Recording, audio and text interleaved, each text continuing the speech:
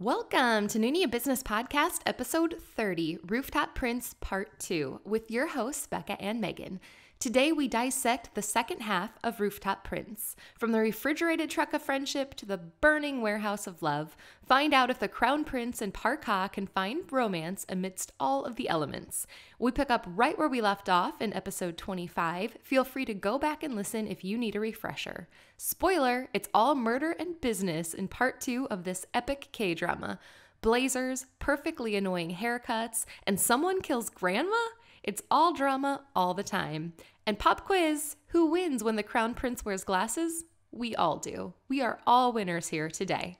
But first, we do a listener game request. If BTS were parties, check your mailbox because we're sending out invitations to all of these.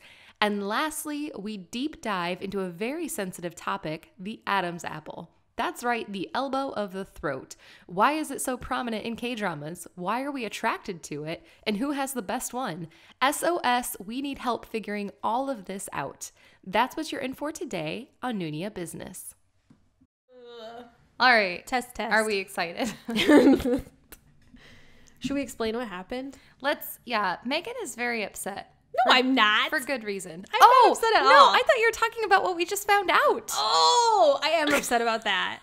Okay, two things have happened. Here, I'll explain the first. Yes. Number one. This is what I am not upset about. We recorded this podcast 2 nights ago. Yes. And I opened it up on my computer today to edit it, and it just disappeared. Technology, man. All of it. That's showbiz, baby. And it was like a good, solid 90 minutes of us joking around about Rooftop Prince Part 2. We were pretty stoked. We had notes.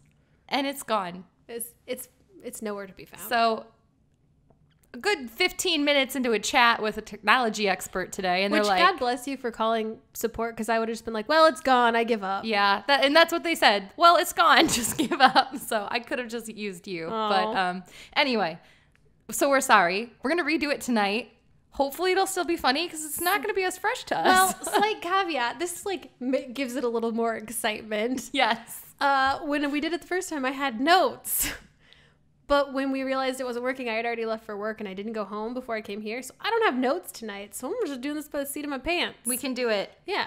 There's too much murder and business in the show. There's murder and business, which was a hilarious ongoing joke through the episode we recorded that no longer exists. That's all right. We can bring it back Murder tonight. and business. What was murder the other and one? business. You were murder and business. I was a kept woman. Guys, if only you'd known those jokes.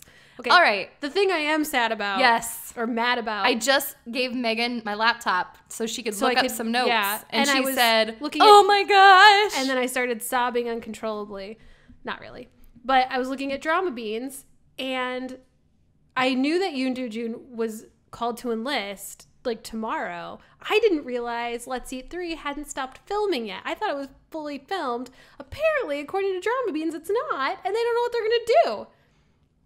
It's still 4 episodes from the end. So, and I'm dying for a conclusion to this because you guys know how much I love this series. I was going to say, if you've listened to any episodes lately, in the last 3 months, you've heard Megan gush over the Let's Eat series. I love them. And now the main character has to enlist tomorrow, and they are not done filming. This is a cruel joke aimed directly at me from God. God's like, you've had it too easy lately, Megan.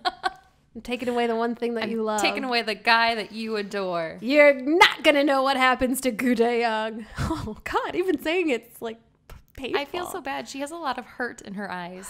That's just normal. That's just my face. Anyway. So, yeah, I'm sad, dudes.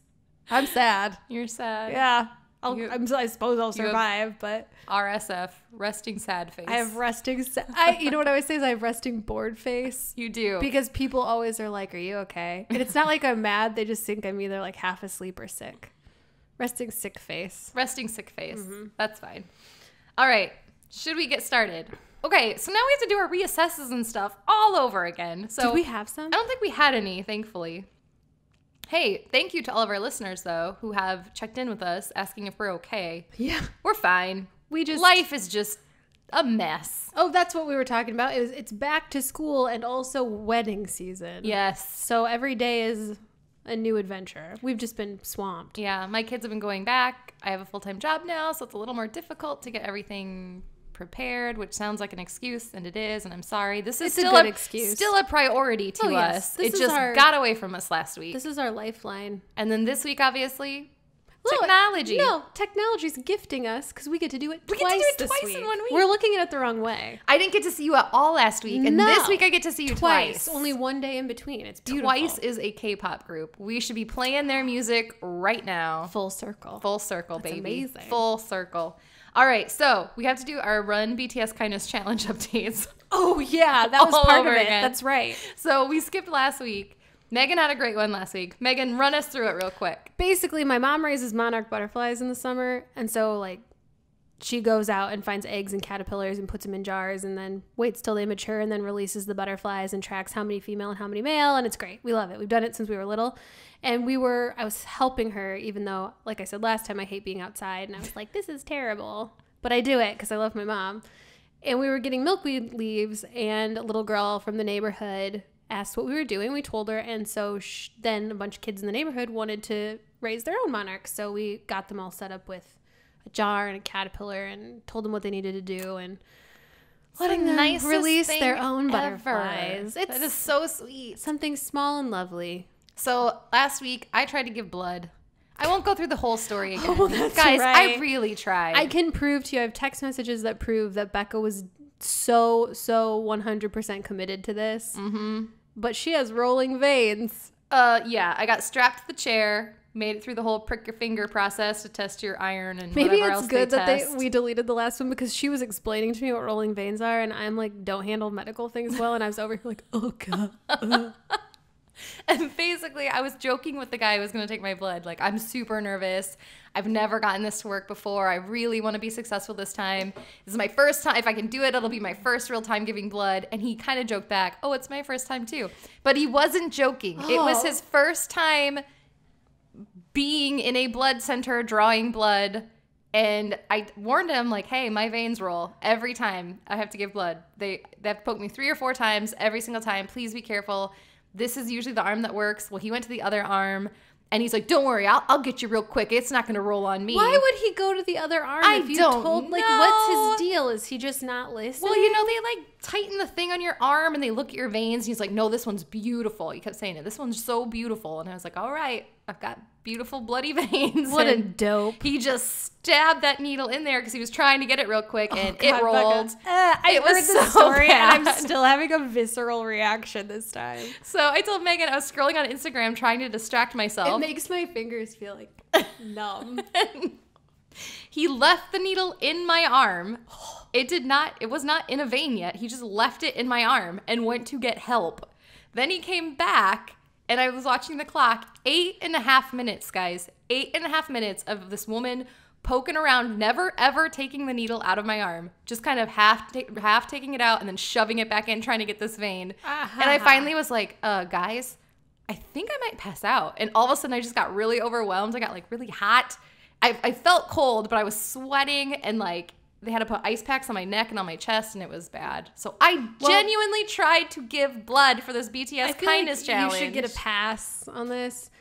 And I told Becca before, and anybody weigh in if this has happened to you, but I remember people giving blood in like high school drives or college, and a ton of people would pass out. Some people just react really badly to it. Well, Becca doesn't do well, and I've been feeling extremely guilty to the point where I almost made an appointment the next day because I asked, like, how soon can I give blood? And they're like, well, we didn't get any, so you can go tomorrow if you want. I almost made an appointment to go try again the next day, so maybe next week I'm going to try again. What is it like being so pure and wonderful? If that had happened to me, I'd be like, I'm taking you all to court. You'll never get a drop of my blood. It was not a pleasant experience. Sounds Anyway, horrible. fast forward this week. What'd you do? So I told Becca, it was like pulling teeth. I just couldn't think of anything. And I wasn't feeling especially nice, to be honest. So I stood up at work and I was like, I have to be nice to someone. So someone let me buy you a soda. And it was like pulling teeth to get someone to agree to let me buy them a soda. Finally, one of our photographers let me buy him a Pepsi. So I bought him a Pepsi, got myself a Sprite, said, kindness done. Check. Check. I'm out. Tuesday, you can suck it. That was my kindness challenge. And what's funny is I had a very similar experience this Except week. for not at all similar. So my car broke down, and my parents own a bunch of farm cars because we're farmers. And so whenever my car breaks down, I just borrow one of their cars while my car is in the shop. I had to be in the shop for 4 days. And so I borrow, instead of giving me like a crummy, dirty farm car, my mom let me borrow her legit nice car all week. because your mom is also an angel. I know she is. God bless her. And so to repay her, I noticed her back windshield wiper was broken. So I bought her a new windshield wiper. We filled her up with gas. I washed her car. And then I went and bought her like a $50 gift card for gas because I work quite a ways away. And I know I put on quite a few miles on her vehicle that week.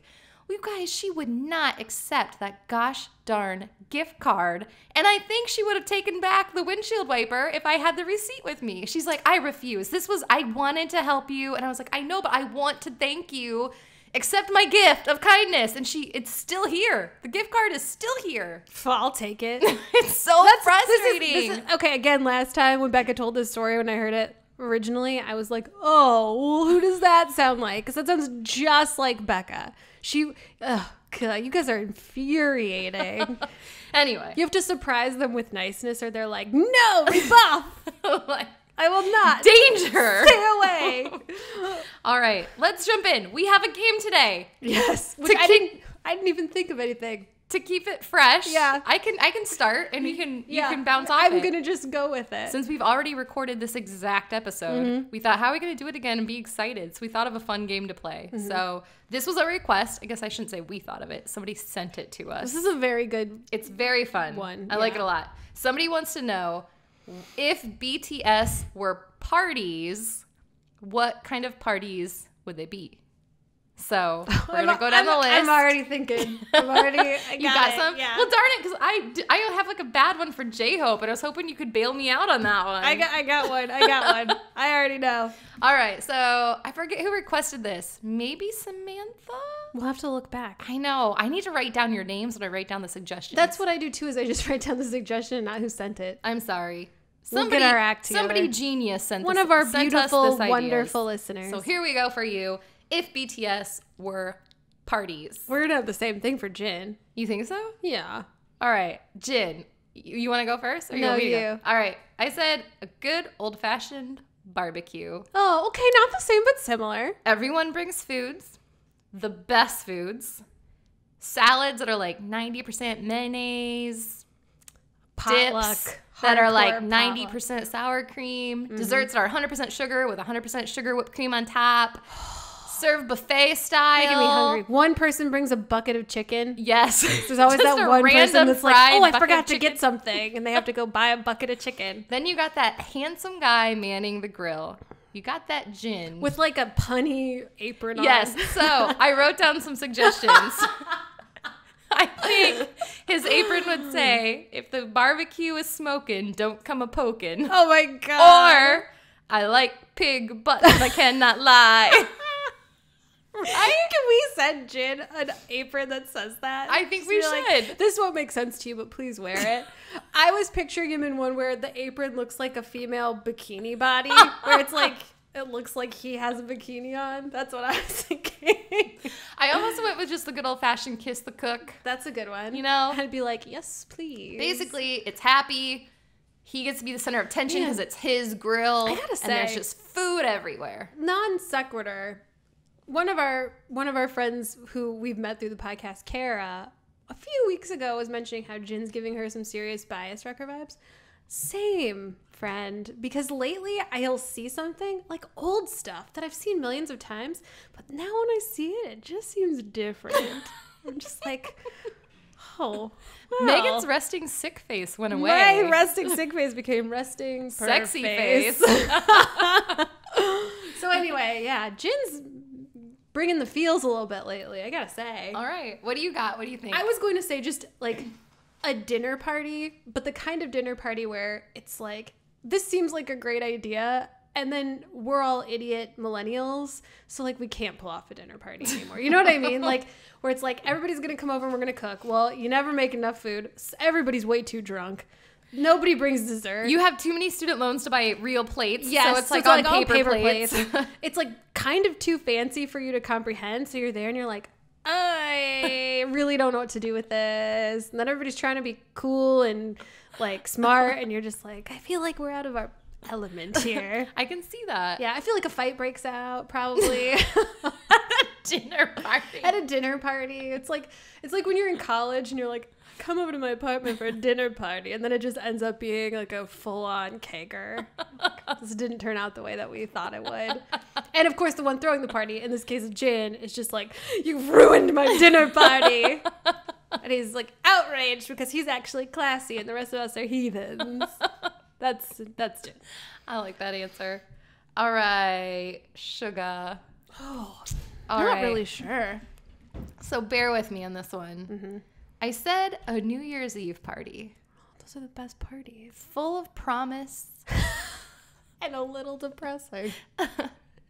You look back and you're like, I did nothing last year, but the new year is here and it's hopeful and I'm optimistic And it's gonna be okay. and there's great music and sparkly decorations. And everyone's feeling just a little romantic because it's New Year's, and New Year's is just a little romantic. It's so fabulous. But then by the next day, you've overdone it. You stayed up too late. You wake up and you're like, I think I'm just going to sleep for the next 3 days. You have the same depression you had on December 30th. Yes. I think that's it. I hate New Year's. It's that glorious roller coaster of emotions that Every- you experience every New Year. I blame When Harry Met Sally because that movie taught me as a young child that New Year's Eve is always the most romantic, important night of the year, and it is never that. Do you know what I did last New Year's Eve? I watched Deadpool by myself, and a bat got into our house. I'm pretty sure I tried to stay up till midnight and I made it to about 9:30. I was up till 11. Actually, it might have been 11:30. I was so close to making it to midnight, but I got to 11:30. Was like, absolutely not going to continue. Dunzo. It's gonna look the same at midnight as it does right now. I love that answer. What do you think? That is a good answer. I was gonna say like a party on a boat for this reason. I'm sorry. Okay. What is your reasoning? So it's like a party you have to go to. And then you're put on a vessel and sent out to sea. So you can't leave. You can't leave this thing. Like, you're forced into this party that you don't want to be at. But you're on a boat and you can't leave, so you kind of have to make the most of it. It's like a party against your will. You have to have fun against your will. People start getting drunk. It's at least entertaining. Again, I think a fight breaks out. You go to very violent parties. I have a bad track record.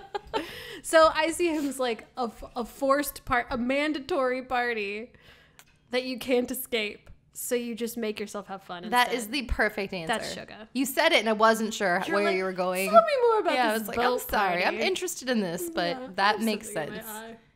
Perfect sense. All right, J-Hope. Here's what I had. I don't have a lot of explanation. I'm so I was excited. hoping you would bail me out with this one because J-Hope is every party. You know what I mean? You're right. I couldn't narrow it down You're to a right. single party. So I just said a costume party. Oh, And that's it a could good be one. a costume party for like a day of the year. You're not even 100% sure why you're celebrating. Yes. Like Mardi Gras or Cinco de Mayo. And you're like, I don't even know if what I'm celebrating goes Makes- with my yeah. ethics I'm or just- my religion. I'm I'm just not here. sure. But there's a lot of people. Yes. And I'm excited and there's flashy stuff. So I'm just going with it. And there's usually like a random dance competition breaking out. And yeah, I just feel That's like that's J-Hope. I would go to that. I would go to any J-Hope party. I feel like you kind of nailed it, though. Like, what kind of party isn't J-Hope? He's every party. You're right. Except for maybe the party I've selected for him, Oh, boy. which is a surprise party. Because That is perfect. he'd hate it. He'd be so scared. And it would be hilarious. Can you even imagine the screaming? That is perfect. I would love to attend a J-Hope surprise party. It would be the best. It would be super fun. All right, RM. All right, you gotta I know bear with this me one. on this one too. I said a murder mystery party. You did not. That is exactly what I was going to say. It's a party you have to think about. I said, listen, man, I just came for the booze, not to figure out who bludgeoned the butler. Like, give me the clues. I have to think. I just wanted to be with some friends and enjoy a quiet evening, and you're making me think at a party, and I don't want to think at a party. Again, you're either Megan or Rebecca. This is the party I've been waiting for. I can't wait to go to this party. I legitimately was going to say a murder mystery party also. How did we think of the same thing? Because can't you just see him being like so committed, so into it, so committed to it, and he would break so much stuff at the party that you would think he's intentionally trying to prove he is not the bad guy. You're just like, dude, stop touching stuff. I just feel like you have to use your brain, you have to talk to people, but it's still kind of a quiet party. It is like, you're like, are we forgetting to have fun at this party? Every now and then you got to check yourself, like, are we a little too wrapped up in this story to have fun? Have you ever been to a murder mystery party? Once. Same. Yes. I was in grade school. And it was actually really fun. I'll admit, it was very fun. But it was also for work. So it was like, what can we do with these people where they don't get out of control? So I was in like... Murder mystery party. I wish I could go to one as an adult. I think I was like in 6th grade. Let's go to one. There's some Let's around do it. here I would all totally the do time. it. When I was in 6th grade, the boy that I had the biggest crush on had a murder mystery birthday party, and I got invited. And when I got there, the role he or whoever had assigned me it was like an ancient Egypt theme, was the pyramid janitor. The what? I was the pyramid janitor. I cleaned the pyramid. Except then the reveal at the end was that I was like an FBI agent undercover or something. And I was like, oh, I think this dude likes me. This seems like a big signal. This is a green light if I've ever seen one. You got a crush on a girl? Make her the janitor. You just tell her she's a janitor and then reveal she's the FBI. Make her clean the pyramid. That's right, if you know what we're saying. All right, Jimin, I have the cutest baby shower that you've ever been to. Oh, brilliant. Finger foods, little tiny decorations, pastel colors. There's those stupid gold foil balloons that spell out some adorable word like love or whatever the modern names now are, like Frederick Dylan Ryder with a Y. Lincoln with a Y. All names with a Y. I feel like that's very cool now. And then it's the party equivalent of being tucked into your mother's bosom. Like, just the warmest, happiest, safest party ever. Again, you're a Becca or a Megan. You say baby shower, and I'm like, oh, a party that I'm forced to be at and want to leave as fast as possible. Oh, a party I can't drink at and I have to buy expensive presents. Yes, please. I would love to go to that party. What do you think, Jim? I was going to say a Christmas party. Because kind of like New Year's party, there's something very romantic about a Christmas party. Like, you go and you think, something magical is going to happen tonight. He's Love Actually the party. Oh, my gosh. Like, cheerful, you gotta and take sentimental, out the big guns. and nostalgic, and, like, romantic, and everyone's happy. Even and if you they don't swear wanna you be. smell pine needles It even though there's no smells like Christmas tree? Heaven. People are giving you presents. Also, you're very wasted. And everyone looks attractive. And Jimin's there. That's my kind of party. I had a dream about Jimin this week. Here's the thing, guys. I've had a lot of people tell me they've had, like, sexy dreams about BTS. I've had dreams about BTS. None of them were sexy. Like, they're like, someone asks me for directions, or like, I'm in a car with one of them. And it was the same with Jimin. He was like, he had on a pink track jacket and black track pants. And he was like, does this look weird? And I was like, no. Looks good. That was your dream. Yeah, but it was like, there was a lot more talking, but that was essentially it, was him like being a little self-conscious about his outfit and me being like, you could wear anything. And as opposed to some of our listeners' dreams, he's putting clothes on in your dream. I'm like, you should put on another coat. It's not fair. What does a girl have to do? All right, V. I said the fanciest cocktail party you've ever attended. I love that. Like real crystal glasses, champagne, shrimp cocktail, but the fancy kind that's individual. So you get your own shot glass with like a giant jumbo shrimp in there. You know what I mean? Yes. Where you just feel high end and luxurious. And you feel like you're somebody, even though you're not anybody. It's just that kind of party. Mine's very similar. It's a wedding reception. Ooh, oh, that's perfect. So everybody, you're celebrating something specific. You're toasting a lot. Everyone's like very gregarious in their celebration. Also, everyone's dressed up. Everyone's drinking champagne. Just like that same vibe of like everyone's fancier than they usually are. Mm-hmm. And also happier than they usually are. Oh, I love that answer. That V. That perfectly wraps up V. Everything we do about V is always like, well, you look great. Whatever he is, you look great in this scenario. Yes. So I feel like that's what it is. It always has to do and with you like, also feel like you're floating on air. Like you've lost Yes. all your additional weight. You're walking taller. yes. Life is a little bit better Yes. in our V scenarios. Yeah. It's just like, Which is so funny because he's not our bias or bias record. No, but I feel like that's the thing. Everybody's always like, you got to stay in the whole group. And I think we really do. Mm-hmm. Because it's like, there's just something kind of magical about V. He has such a calming presence. It's such a does. like, I don't know, special presence. And I feel like he is, I was going to say maybe costume party too, but it's like where he changes his costume like every 20 minutes. He comes out in a different like he's like an costume. award show host. Yes, or a bride was like what I was thinking. But an award show host is actually really good. Maybe he's an after party of an award show. Mm-hmm. That's a really good one too. Again, everybody's dressed up and drinking champagne. It's perfect. There's red carpet everywhere. Part of me thinks that we're going to have the same thing for Jungkook. Maybe. So it's Super Bowl party. Oh no, but that is a great answer. That is a great answer. There's beans, there's dip, there's pizza People rolls. are yelling for no reason. It's thrown together very quickly, but Yes. like well-intentioned. Yes. And athletic wear is encouraged. And you know what? There are no losers at this party. We are all winners because Jungkook is there. And I feel like there's napping.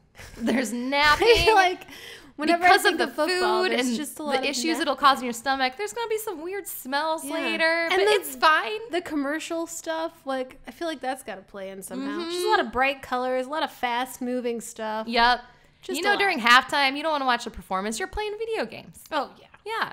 It's great. Who watches the halftime show? It's anymore? absolutely a Super Bowl party. I said he would be a 4th of July party, but Oh, that is because, I'm interested as to why. to me, Becca, Yes. the 4th of July, It's leaning on my table like she's have about to lay down the law. this is something I've thought about extensively, not in this specific context, but it fits.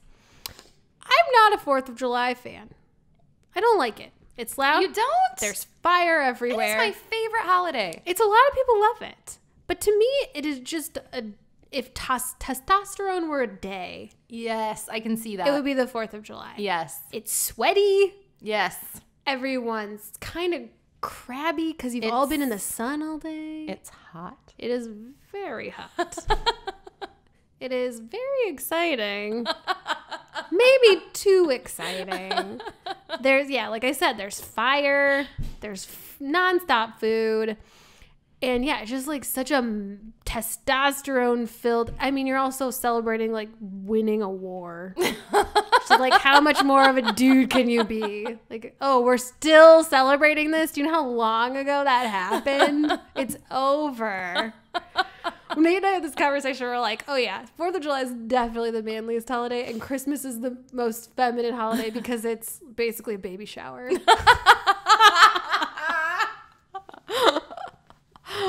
So Jungkook is Christmas, like, Jimin, and I said a baby shower. That's so perfect. Yeah, so anyway, Jungkook is the 4th of July because it's loud and it's sparkly and like everyone's running around and who knows where the kids even are anymore. And it's still like, okay, it's fine because it's summer and that makes me happy and there are popsicles. Mm-hmm. It's like, me, man, make fire. Oh, explosions. Raw meat on the grill. I hate the 4th of July. I hate fireworks though. You need to come to my family's 4th of July party. Next year. We have the Next best year. time. I will convert you into loving the 4th of July. I challenge accepted. All right. Because I sit in my house stewing and thinking about how many of my neighbors I can call the cops on. All right, you're coming to my parents' house. I do next always year. watch The Music Man, which is the good part. But Yes. All right. I think that was good. We did all right. We did for a little okay. prep. Yeah. Yeah, right? For not doing it Well, twice. if we think of better ones, we'll have let's reassess next time. We can continue this party conversation. All right, so let's dig into the meat of this. Oh, you know what would have been funny for podcast. Jid is if we said a birthday party because he's old. Why didn't we like a funeral? Like a funeral. That's terrible. A wake. What would we be? Oh, we're way dead. We're like Christopher Columbus's birthday. like, yeah. you have to give him the day Memorial Day. Labor Day. You give me Memorial Day. I feel like since I've pumped so many kids out, I want to be Labor Day. You're Labor Day for sure, and you work harder than anyone I know. No, if you were a holiday, Becca would be a birthday party because of the reasons we said in the past, which is like she is a human stack of party hats underneath a giant party hat. She's like that is her object. You know what I feel like you would be? No. I feel like go with me because this is gonna sound super lame. So far, I'm on board. I feel like you would be when your work gives you your work anniversary off and you're like, this is dumb. Why am I even celebrating this? But they're like, no, you're going to take it off and you're going to appreciate this day. Like, people have to force you to appreciate who you are. I didn't know that was a thing that places do. What? Your work doesn't give you your work anniversary off? I have to fight tooth and nail to get any day off. I think everywhere I've worked, with the exception of where you work now, but I didn't work there long enough to find out, gives me a work anniversary off. Nope. Oh, man. Come on. We're getting you a new job, girlfriend. All right. They don't love me there. Are we digging in? Let's do it. Let's do it. We're gonna try. I'm gonna try, guys. I'm sorry in advance. You know what? It's fine because it's fun. It's fine. It's yeah. great. We don't have to be wordy. No. We'll cut We'll out a sum it lot up. of murder and business and we'll jump right to it. I feel like that's a good way to preface this. So in the second half of Rooftop Prince, it's also important to note, Becca prefers the second half of the show. I do. I preferred the first half. I like the comedy romance. Becca likes the drama and intrigue. And I got into the second half and I was like, you're killing me, Rooftop Prince. And but I Becca was finished it. like, oh my gosh, this is 'Cause my it's- favorite stuff ever. It is, of all the shows I've ever seen, has some of the most drama in the second half. So Yes. Do you want to remind people where... I also looked up, I should preface this, if you have not listened to the first half and you want to, it's episode 25 of our good podcast, job. Rooftop Prince Part 1. We're going to finish it today. Yeah. We got through episodes 1 through 10 in our first half. So, Megan, where did we leave off at the end of episode 10? Well, at the end of episode 10, our heroine, Parka, who's in love with the prince, who's time traveled from the Joseon era and happens to look just like Chaebol Taeyang, she likes him. And she, common problem, accidentally texts him, I love you. How many times has that happened to you, Becca? Never. I don't even text my husband I love you anymore. It's terrible. I text Becca, I love you all the time, and I'm like, someday she's going to respond. Anyway, so she accidentally texts him she loves him. Somehow she gets his phone before he sees it, and he comes back because he's going to have an adult confrontation about whatever they're fighting about. So she, again, how many times has this happened to you? She buries the phone quickly. And then again, relatable, a dog comes and digs it up. And he recovers the phone, and she's like, oh no, did he see the text? Does he know I love him? So we're like, oh God, does he know? Did he see it? So she ends the episode with hopping on her bike and riding away very quickly. Also relatable. And then he hops on his bike and rides to catch after. up and then slams the brakes right in front of her so she has to stop, and he's glaring at her, and that's where we left off. Which, can we talk about how the Joseon Prince is very good on a bicycle? yeah. For someone who definitely didn't have a was bike. the wheel even invented in the Joseon era? I mean, it seems like they were a lot more advanced than, They were thinkers. yeah. They probably Total had the group wheel. of RMs. They had those the wheel. Joseon people. They had the wheel. Meantime, we are over here like, what? Fire? Fire. Who? All right, so episode 11 starts, and he holds up his phone, and he's like, you need to take responsibility, which is my favorite K-drama Best. expression ever. It creeps its way into our daily lives all the time. Take responsibility. And as the viewer, you're thinking, for what? For what? Right. Is it because Is it she the damaged his text? phone? Is it because he knows what she said? Is it because of the Is fight he that in they're love with her having? also? What is happening? Who is going to say words? And so, being smart, she doesn't say anything. And then he holds up the phone, and he kind of jiggles it back and forth, and he's like, there's dirt inside, and it won't work. And we all breathe a collective sigh of relief. He does not know that she's in love with him because she's like a dum-dum. She texted him that, which I don't know how that happens. Although I gotta say, by episode 11 of any show, I'm like, get together already. Just tell each other how you feel. So back at home, one of the minions, one of the 3 people that time traveled with the prince who are helping him get through the modern era, is in a ton of pain. He's got a stomach cramp. He's in a lot of pain. Just so happens that Sena comes over for a barbecue. You guys remember Sena, right? Who could forget Sena? The greatest villain from H.E. double hockey of all sticks. time. So she arrives and she's like, oh, I don't know what to do. I'm sorry. Did I do something bad? I didn't know. I guess we should take you to the hospital. They made me do it. I have no self-control or free will. We hate Sena. So she takes him to the hospital. Meanwhile, Prince and Parka are like, oh no, our friend is sick. So they go to the hospital. Prince pulls Sena aside. It turns out his friend needed an appendectomy. God, this is just like one of many hospital trips we're about to make in the second half of the show. It's like which Becca loves. Just getting to the first hospital trip. This isn't even the first hospital trip of the series.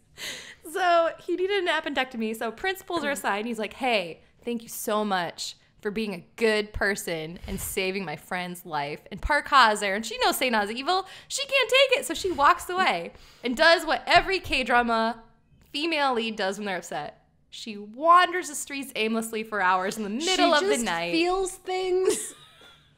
Unrestrained feelings. In the dark. Alone. With nobody around her. And the streets are empty in this huge metropolis. It's a murder waiting to happen, but she doesn't care. She has feelings to feel. She might have been rejected through text. She doesn't know. So anyway, when she finally comes home, the prince is furious because he knows that she's been wandering alone. He's been worried about her. He's been calling her, but her phone's off.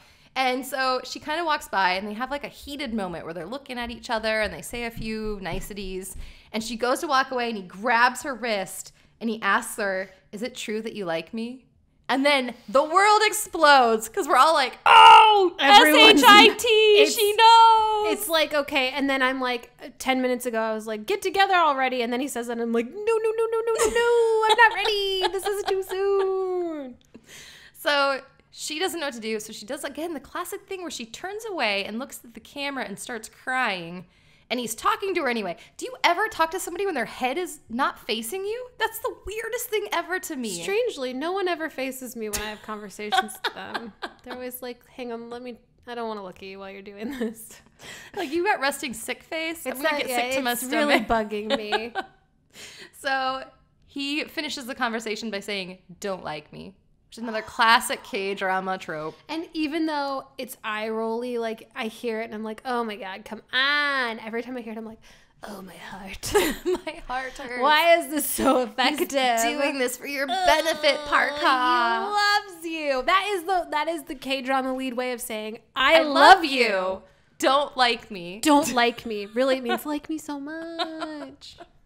So, if you guys remember... Because he's still engaged to stupid dumb Sena. I don't think they've gotten engaged yet. Sorry, dating. Spoiler alert. They're dating, I think. They're about to get engaged. So, if you guys remember, Taemu is... So, the Crown Prince's, like, doppelganger is Taeyoung. He's unconscious somewhere, we think. He might be dead. We don't really know. Right. To recap, cousin Taemu pushed him off a yacht. Yes. So, Taemu thinks that Crown Prince might be Taeyoung or might be an imposter. Mostly thinks he's an imposter. Yes. So, which that's kind of a funny jump to me, is that he actually is willing to believe that there's a separation because, like, they look identical. They are the same person, except for glasses. Their Adam's apples are identical. Hey, hold on to that.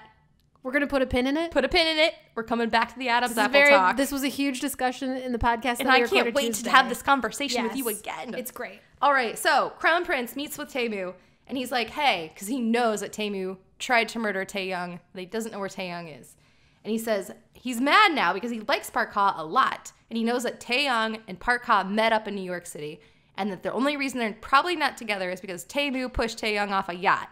So he runs into Taemu and he says, I keep running into someone and it's bringing back memories for me. and the memories that I'm having are making me upset. Does he know this because he found that phone? Is that how he knows that? Okay, so he there's found a picture of them. So he has proof that Taemu was in New York and saw Taeyang. And Park Ha is in the picture in the background, and Taeyang drew a picture of Park Ha that he's seen. It's all coming together for him. The coincidences are unreal. So Taemu does not seem fazed at all until the prince says, the last conversation I remember having with you was on a yacht.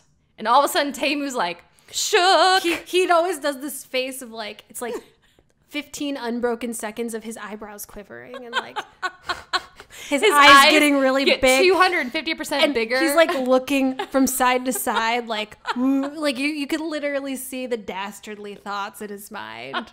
It's so evil. He's nervioso. Yes. So let's go back to work. Back at work, Crown Prince and Park Ha, things are awkward now because he knows she likes him. She knows he knows that she likes him. He already told her, don't like me. He's rebuffed her. Yeah. Classic rebuffing. Such a rebuff. So he has to constantly stop himself from like staring at her at work. And then at one point she kind of trips down the stairs and twists her ankle and he's walking up the stairs. So he like lurches to help her but then backs away. But then he secretly goes to the pharmacy and gets her medical supplies and leaves them in her office. Also, the second way to say I love you in a K-drama. Here's medical equipment. Medicine. Which, number one, don't like me. Number two, here's medicine. I'm almost glad we're re-recording this because I went and watched that part today. What for a twisted ankle? He bought her some sort of ointment. What kind of ointment do you use on a twisted ankle? I mean, like icy hot? Maybe. That's a good point. Maybe it's icy hot. This will shock you, Becca. I've never run before. So and I don't climb if I don't have to. Stairs or anything. See, in my mind, I'm thinking more romantic would be like a cooler full of ice. Here's ice to ice that for days on end. Vicodin. It's like call in a favor. He's a rich guy. Call in a favor. Although, yeah, no, we don't want to be prescribing anyone opioids if we don't have to. Maybe not that. Ice cream. Honestly, you know what would mean more to me? Some dang ice cream. You know what would mean more to me? Just Park Yu-chun with a bow. Why are you running away from the girl? What's with the medicine? She twisted her ankle. Yeah, carry her. So she comes home. They have this great interaction where she's like, I'm not smart, which... Park Ha, yes, you are. Don't you ever dumb yourself down, girl. I do not understand why we want to make our women stupid in these shows. Especially because there's no way to even pretend like Han Ji-min can't play stupid. No. She just is a smart She's person. a smart, beautiful woman. Yes, and she's so strong and confident. It's just like, I don't buy it. She's the Beyonce of meek Korean idols. We say Goomjeon-D. It's like she is kind of dumb. She is stupid. And I don't think that actress is stupid. She seems like a brilliant. But the character Goomjeon-D in Boys Over Flowers is stupid. Dumb. Yeah, that is not Park Ha at all. Park Ha is resourceful and quick and insightful and a delight. Yes. So anyway, I'm sorry. I'm taking too much time. She's an idiot when it comes to love because how do you not know don't like me means I love you? Yeah. How do you not know don't like me, but here's some medicine for your tripped ankle that you don't even know I saw? Green means go, girl. He's giving you an open window. So she says, I'm not smart. You tell me not to like me, but then you're doing these things that say you like me. I'm not asking you to like me. And she's like, you need to tell me what's happening. And then he's all shook because he's like, I don't have a good excuse. But she's stupid, so I guess if I don't say anything, she's just going to assume I don't like her. It's terrible. So he sits her down and he tells her the whole plan about, listen, in my past life, I was married to a princess that looked just like Sena. I need to marry her in this life in order to go back home. And that's the whole reason we're here is to figure out who murdered her. And if I marry her, I might figure it out. And it's this whole thing. And she's heartbroken. So then he goes to Grandma's house. Evil. We said in the last episode, Grandma was sweet. Grandma is not sweet. I forgot just how terrible Grandma is. Grandma's not nice. Karma might be coming around, though, unfortunately, in a bad way. Grandma picks the wrong side, basically. So they go to Grandma's house, he and Sena, and they're like, can we get married? And Grandma and Sena are both like, okay. Oh, great idea. Sure, that sounds like a good idea. Might as well kick this plan into high gear. Now, quick note, Taemu is not pleased. because he's a murderer who's in love with Sena. Yes. Like, obsessively not healthy in love with Sena. That's what we said last time, was he's crazy in love, but not in the fun, sexy Beyonce way. Yeah, in the like, he's a psychotic, crazy person. Not a in person, love. like, probably has a mugshot somewhere. Yeah, he's obsessed with her. Yeah. If he weren't a rich guy, he would be in prison. So we're getting to my favorite part ever. Ooh, and then you get to take over. Are you ready? Oh, I do know what this is. Okay. So back at work, the team is planning this big event. I'm like gripping my chair. I'm so excited to talk about this part. Very exciting. They're planning this big event at a warehouse. And you know what warehouses have? Faulty electrical systems. Terrible. And they're all made of wood. Terrible wiring. Never been inspected. Side note, this one is made of metal, but somehow it acts like a wood structure. Poorly crafted warehouse. So, faulty wiring causes a spark in this warehouse. Tricky locks also. Yes. But here's the best part. I rewatched this today. Again, I'm glad then that we had to re-record this because I got to rewatch it. The loudest sparks ever. It sounds like a freaking firework going off in this tiny shed of a warehouse. And Park Ha's like, what's that? But Park Ha and the other minion helping her have no clue. So the guy goes out to grab more boxes, shuts the door. It conveniently locks behind him. Which you missed our rant about the buddy system. Whenever working in a warehouse, you really should apply the buddy system. Where's my buddy? Buddy check. Buddy check. Well, there was nobody there. Park Ha's buddy left her in a burning warehouse, and that stinker went up faster than like a Christmas tree would. Mm-hmm. He literally walked out, and then there was smoke billowing under the door. And wasn't it the strong guy too? Yes, and strong you don't guy hear get back in there. You don't hear the 50 fireworks of this electrical system going ping, ping, ping. It's like exploding. Good God. Anyway, so he calls Crown Prince. Thankfully, they call 911 first, but then they call Crown Prince. So he rushes out of a meeting with Sena to go to this warehouse where smoke is coming from under the door and they're not letting anybody in. Somehow they magically get the door open and he rushes in and you see Park Ha struggling to breathe. And then she like passes out, but then regains consciousness, but then passes out again. And he's like, Park Ha! But she's gone. She's unconscious. She don't hear him. Too much smoke. And the episode ends. Well, you're going to love how the next episode begins. Because it's her funeral. Yes.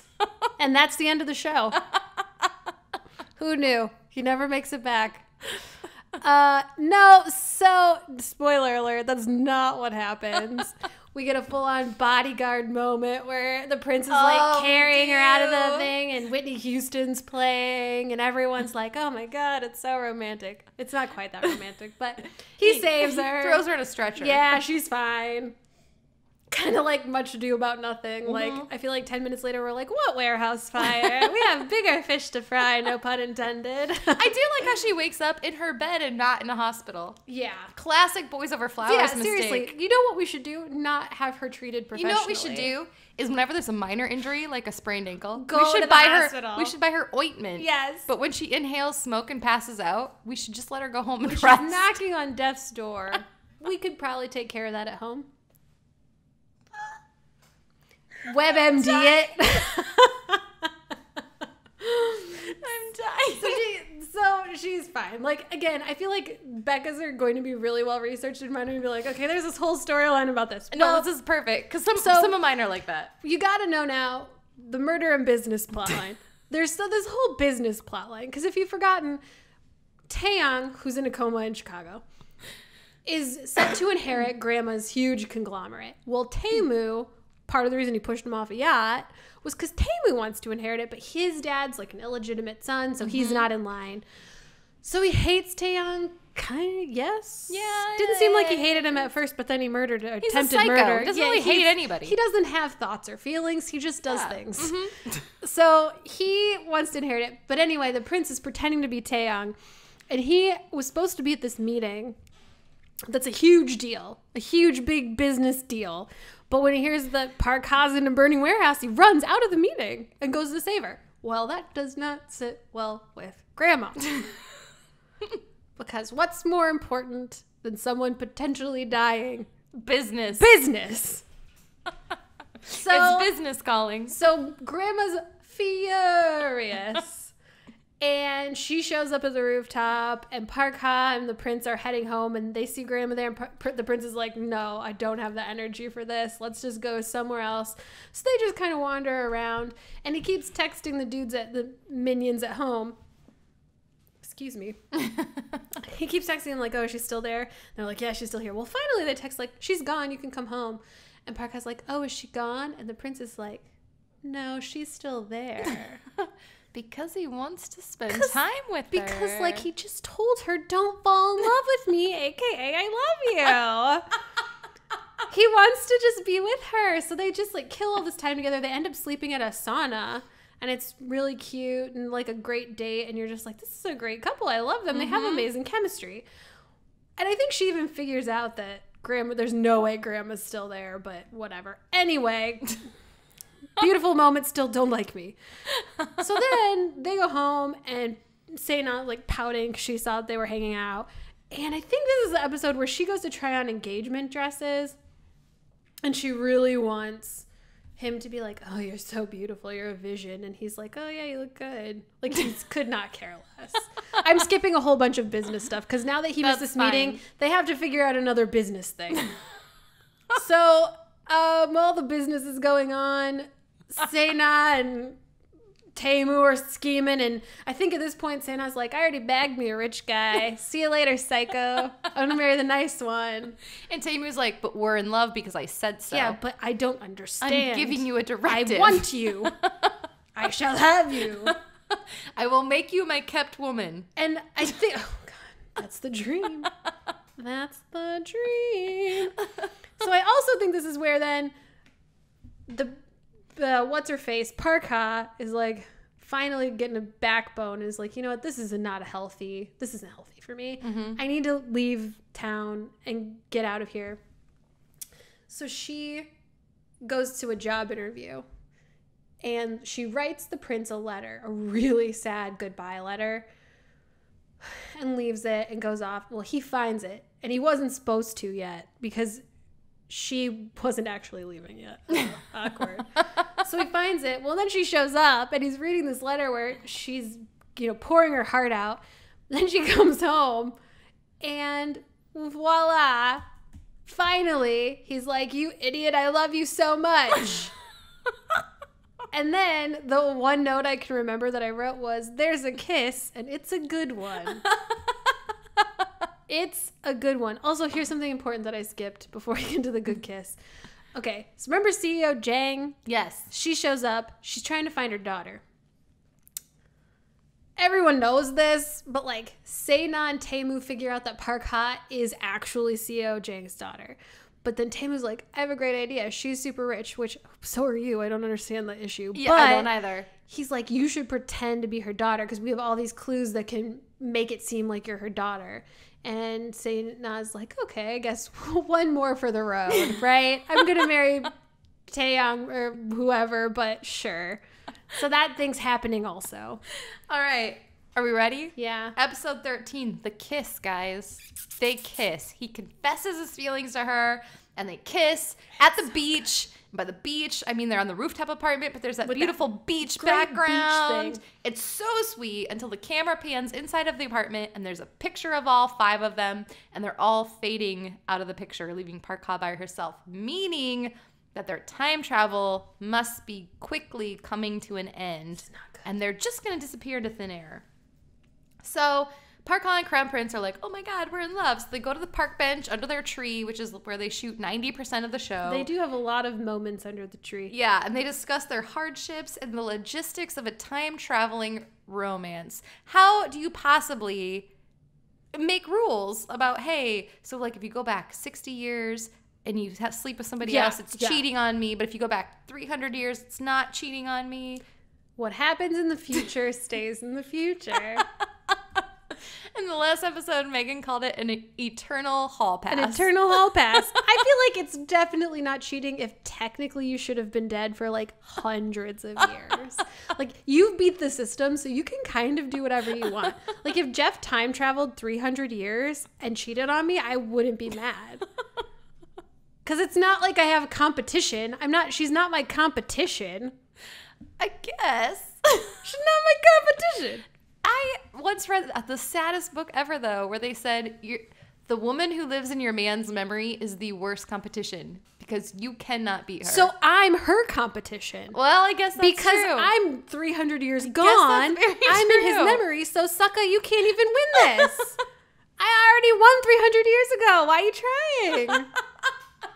I won. Girl, go home. This was no contest. So, meanwhile, Taemu receives word that the real Taeyong is found alive in Chicago. Which I have to talk to you about. Didn't he push him off of a yacht in New York? I just realized So why is he in Chicago? I guess better hospitals. I don't know. Did we miss something? No, it seriously is like all of a sudden we're in Chicago. Okay. Maybe, I don't know. I feel like O'Hare it's like O'Hare was whenever a little less busy that day than... they were like, we got an opening in Chicago. I feel like, you need a long-term room for someone who's pushed off a yacht? Try Chicago. Chicago is the destination you deserve. The most experienced specialist in yacht-related injuries. Non-harbored yacht-related I am injuries. so glad we're re-recording. Yacht-related injuries at sea. Also, I feel like it's like with anything where, so we're from the Midwest. So we're like, New York and Chicago aren't even close together. But if you told me in a Korean drama, they're like, he got hurt in Seoul, but they sent him to Jeju Island, I'd be like, yes, that makes sense because I have no concept of where anything is in any other country. I barely know what stuff is in the U.S. I don't think I'm alone to say if you gave me a map of the United States, I could label 60% of them correctly. I could tell you clusters. I could be like, these 4 states are here somewhere, but I don't know which ones they are. I love this so much. I'm not even sad to admit that. I went to public school and I'm fine. You're absolutely correct. So she has an Emmy. She's fine. I mean, Midwest Regional. Anyway, so he decides, all right, fake Taeyong is here. What I'm going to do is I'm going to fly to Chicago when there's the board meeting, and I'm going to fake FaceTime. I don't think it's called FaceTime. V-Live, whatever they're doing in South Korea. The board members and show them, look, he's here.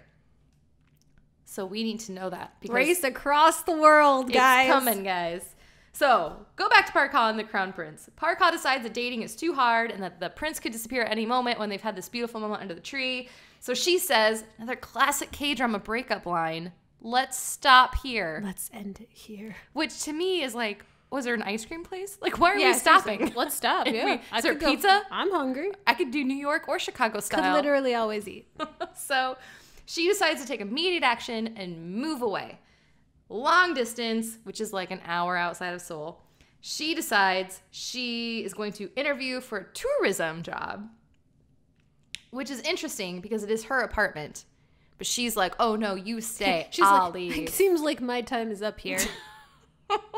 Even though you will disappear and go back 300 years, I should probably get out of this apartment. Even though your time in this realm is limited, keep the apartment. I'm gonna move. So Taemu is now I'm gonna get this fake Taeyong guy, the Crown Prince. So he gives Sena a plane ticket to New York for Park Ha. And he's like, bribe her, do whatever you have to do, get her out of here because I'm going to take this guy down and she's just in the way. She's bothering all of us. I've tried to murder people in the past and it hasn't worked. I'm not very good at this whole plotting thing. He's a horrible villain. So he's like, just get her out of here.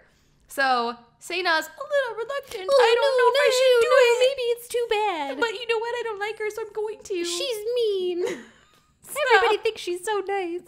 Meanwhile, Crown Prince is shopping for a new apartment for Park Ha. He's going to buy her a new apartment. He has no job and no money, but that's fine. Must be nice, Park Ha. So he signs a contract, puts a copy in the envelope, gives it to one of his minions, and he's like, go give this to Park Ha. And in the envelope, it says, let's meet here at this new address. Yeah, it's all mystery, So, anyway, Sena knows that this is going to happen. So she has lunch with this friend. And while he's not paying attention, she switches the envelope. So she gives him the plane ticket to give to Park Ha, and she keeps the apartment contract. So it's a disaster. Basically, the friend does meet with Park Ha, and he gives her the envelope, and she opens it up, and he's like, it's from the Crown Prince, and he's all excited, and she opens it up, and it's like, peace out, yo, bye. You're going to New York. Hey, when I said don't like me, I just meant don't like me. So you need to be Audi 5000. Yeah. So she instantly is like, peace out, I'm going. So she goes to this new tourism gig outside of Seoul somewhere. And Strong Friend learns about where she's going. So he keeps it from the prince. He keeps it quiet. And then at work, they're like, hey, we're going to do this like trip package. We need to pick a destination. And they start listing the cities. And they list the city where Park Ha is. And he's like, that one. We need to do that one. And the prince is like, you never speak up in meetings. He's like, that is the place we need to go. And so he sends Crown Prince there. So Crown Prince goes. Meanwhile, Park Ha's new boss is like, hey, there's a VIP coming. You need to give them the best tour of your gosh darn life. And so she shows up and Crown Prince gets out of the car and he sees her and he looks super relieved. But then he's just a detour the whole day. He's super annoying. He asks all these questions. Is the third way in K-dramas they say, I love you. Yeah. Let's just be super mean. Yeah. So she shows him around. He gets so annoying to the point where she fakes twisting her ankle just so her coworker has to take over. But then her boss is like, well, they're VIPs. We need to take them out to dinner. Wait a minute. How'd she twist her ankle again? She had ointment this time. She had ointment. I don't buy it. She had Xanax. Shame on you. Vicodin. Twice, shame on me. So they all take them out for dinner. And the boss is like, well, you're the junior employee and also a woman. So serve us. Guys, ladies. Ladies, it's 2018. Everybody go watch Something in the Rain. This is a big plot point in Something in the Rain. I'm telling you, it's disgusting. But anyway, she does it. And to compensate for keeping her feelings bottled up, she gets drunk, which she should. And they go karaoke and she makes a fool of herself. And then at the end of the night, she's like, yo, Prince. That's exactly what she says. Yo, Prince. She's like, come with me. So she takes him back to her apartment, shows him the plane ticket, and she's like, explain this. And he's like, I do not know what this is. He's like, I cannot. This is new to me also. And it's the first time where I really felt bad for him. And I'm like, oh, but it kind of is making up for all the times you were just a meanie. So she finally passes out. She's drunk. He goes to leave. Is he mean to her because he thinks that she didn't come meet him about the apartment? Yes. I forgot about that. Yes. Okay. He's very upset about that. So he goes to leave. Well, there's this cute little kid that stays at her apartment building, or his grandma owns her where she's staying. And so he saw the Crown Prince being mean to her, so he put dog poop in his shoe. So he goes to leave her room and he steps in his shoe and he sees that he feels the dog poop. Happens to the best of us. Yes, and the kid yells at him and he's like, I'm protecting my Park Ha Nuna from anybody that's mean to her because I like her. And then the Crown Prince starts walking away and he's like, I'm learning lessons from a kid. And it's like the sweetest thing ever where you're like, yes, Park Yu-chun. God, the prince is such a good character. What are you doing? He's so beyond in years. So the Crown Prince figures out that Sena switched the envelopes and he confronts her about it. And what does she do, Megan? It wasn't me. I didn't know it was bad. I'm sorry. What? Oh, that's how they got switched? I thought you'd want me to. I thought it was the right thing to do. Also, Grandma made me do it. Seriously, what she says. She's like, it was Grandma. She made me do it. But that's a lie. So he has to go now and apologize to Park Ha and be like, I did not give you that. And like make her trust him all over again. But then at the end of the episode, they do this like relay race. It's this whole side thing. But then he figures out, like with a stamp on the envelope, that it was intentional, that it wasn't an accidental slip up. Sena did it on purpose. Yes. So the episode ends when he's confronting her and he's like, you're not this kind of person. Why are you lying? And the audience is like, she is that kind of person. How many chances are you going to give her? And the answer is not many more, because in the next episode, he dumps that bee. All right, let's hear it, Megan. What you got? So he confronts her. And he's like, why would you do this? And she's like, oh, it's because I love you. And I was jealous. And he's like, I don't think that's true. And then she's like, you're right. Grandma made me do it. And he's like, I also feel like that's not true either. So they kind of like fight. And then she leaves. And then she's like, oh, crap. I got to get to Grandma before he does. She gets to Grandma's and she's like, oh, Grandma, I don't know what to do. I lied. And I told him that it was you that made me do it. Grandma's like, oh, that's cool. That's actually a good idea. You did well. Go ahead and use me. I don't care. And Sena's like, oh, Grandma, you just get me. So Sena's like the worst. Whatever. But now the prince is like, there's something up with this lady. She's sketchy. So he starts following Sena, who also is still doing this thing with Taemu where it's like, I'm going to marry the prince, but like, tell me I'm pretty. Like, tell me you love me. So he sees her like canoodling with Taemu, And that's a whole thing. And then finally, also he follows her and he sees that he figures out that Park Ha and her are stepsisters also, which also bothers him because he's like, why would you lie about that? And then I think finally he's like, this is done. We're done with this. This is terrible. So does he say, let's end it here? Or is that only what you say to somebody when you actually like them? I feel like let's end it here is when you're sad to end it. Oh, okay. Let's see. Let's see if they say what he said. What does he actually say? Yeah, I don't know. And basically, he's just like, I don't like you. You're out. Don't like me because I don't like you. So she cries and she leaves, and he tells his little minions, and the minions are like, okay, this is stupid. We got to go get Park Ha. So thankfully they do. And they tell her that they're like, he's single now. Go get him. And she's like, yeah. So she goes and they hug and everybody's happy. I'm sure there's some business happening. There's always the business scenes. happening. Now, also, Sena is like throwing herself back at Taemu in a big way because she's like, oh, crap, I got to find another rich guy I have now. to find somebody to support this collection of fancy blazers. Yes. How will I afford all of these strappy heels? How will I get my hair cut in a perfect bob every single day? And the answer is Taemu. So she goes to Taemu and she's like, I was so wrong. You're the one I love. Also, kill Park Ha. Yeah. Mm-hmm. And maybe Taeyang also. I feel like every conversation they have, the undertone is murder. Yeah. They could without literally ever be saying like, it. hey, we're going to go on a date tonight. Where do you want to eat? And it's like the undertone is, we're going to murder somebody. And what do you want for dessert? Murder. So he's like, yes, I can do that for you. Because I have no emotions or feelings. Yeah. I am a robot. It doesn't matter. And Grandma's still mad at the prince / Taeyang. And all of this is happening because Grandma now looks favorably upon Sena. So she's like, oh, I'm with Taemu now a day later. And Grandma's like, cool, that works. And then what else happens? Oh, then they're still on this wild thing about getting CEO Jang to believe that Sena is her daughter. Okay. Twist, ladies and gents. Sena is her daughter. And she knows that. There's so much to talk about. My throat is just drying up. So CEO Jang knows she has 2 daughters. She knows Sena is her birth daughter. She does not know that Park Ha is her birth daughter. 1 plus 1 is 2. What we're figuring out here, guys, Sena and Park Ha are blood-related sisters. Mm-hmm. They are actual sisters. Which means Park Ha is CEO Jang's daughter. So but nobody seems to know quite yet. No. Anyway. But here's the thing. Taemu and Sena know Park Ha is her daughter, but they don't know Sena is her daughter.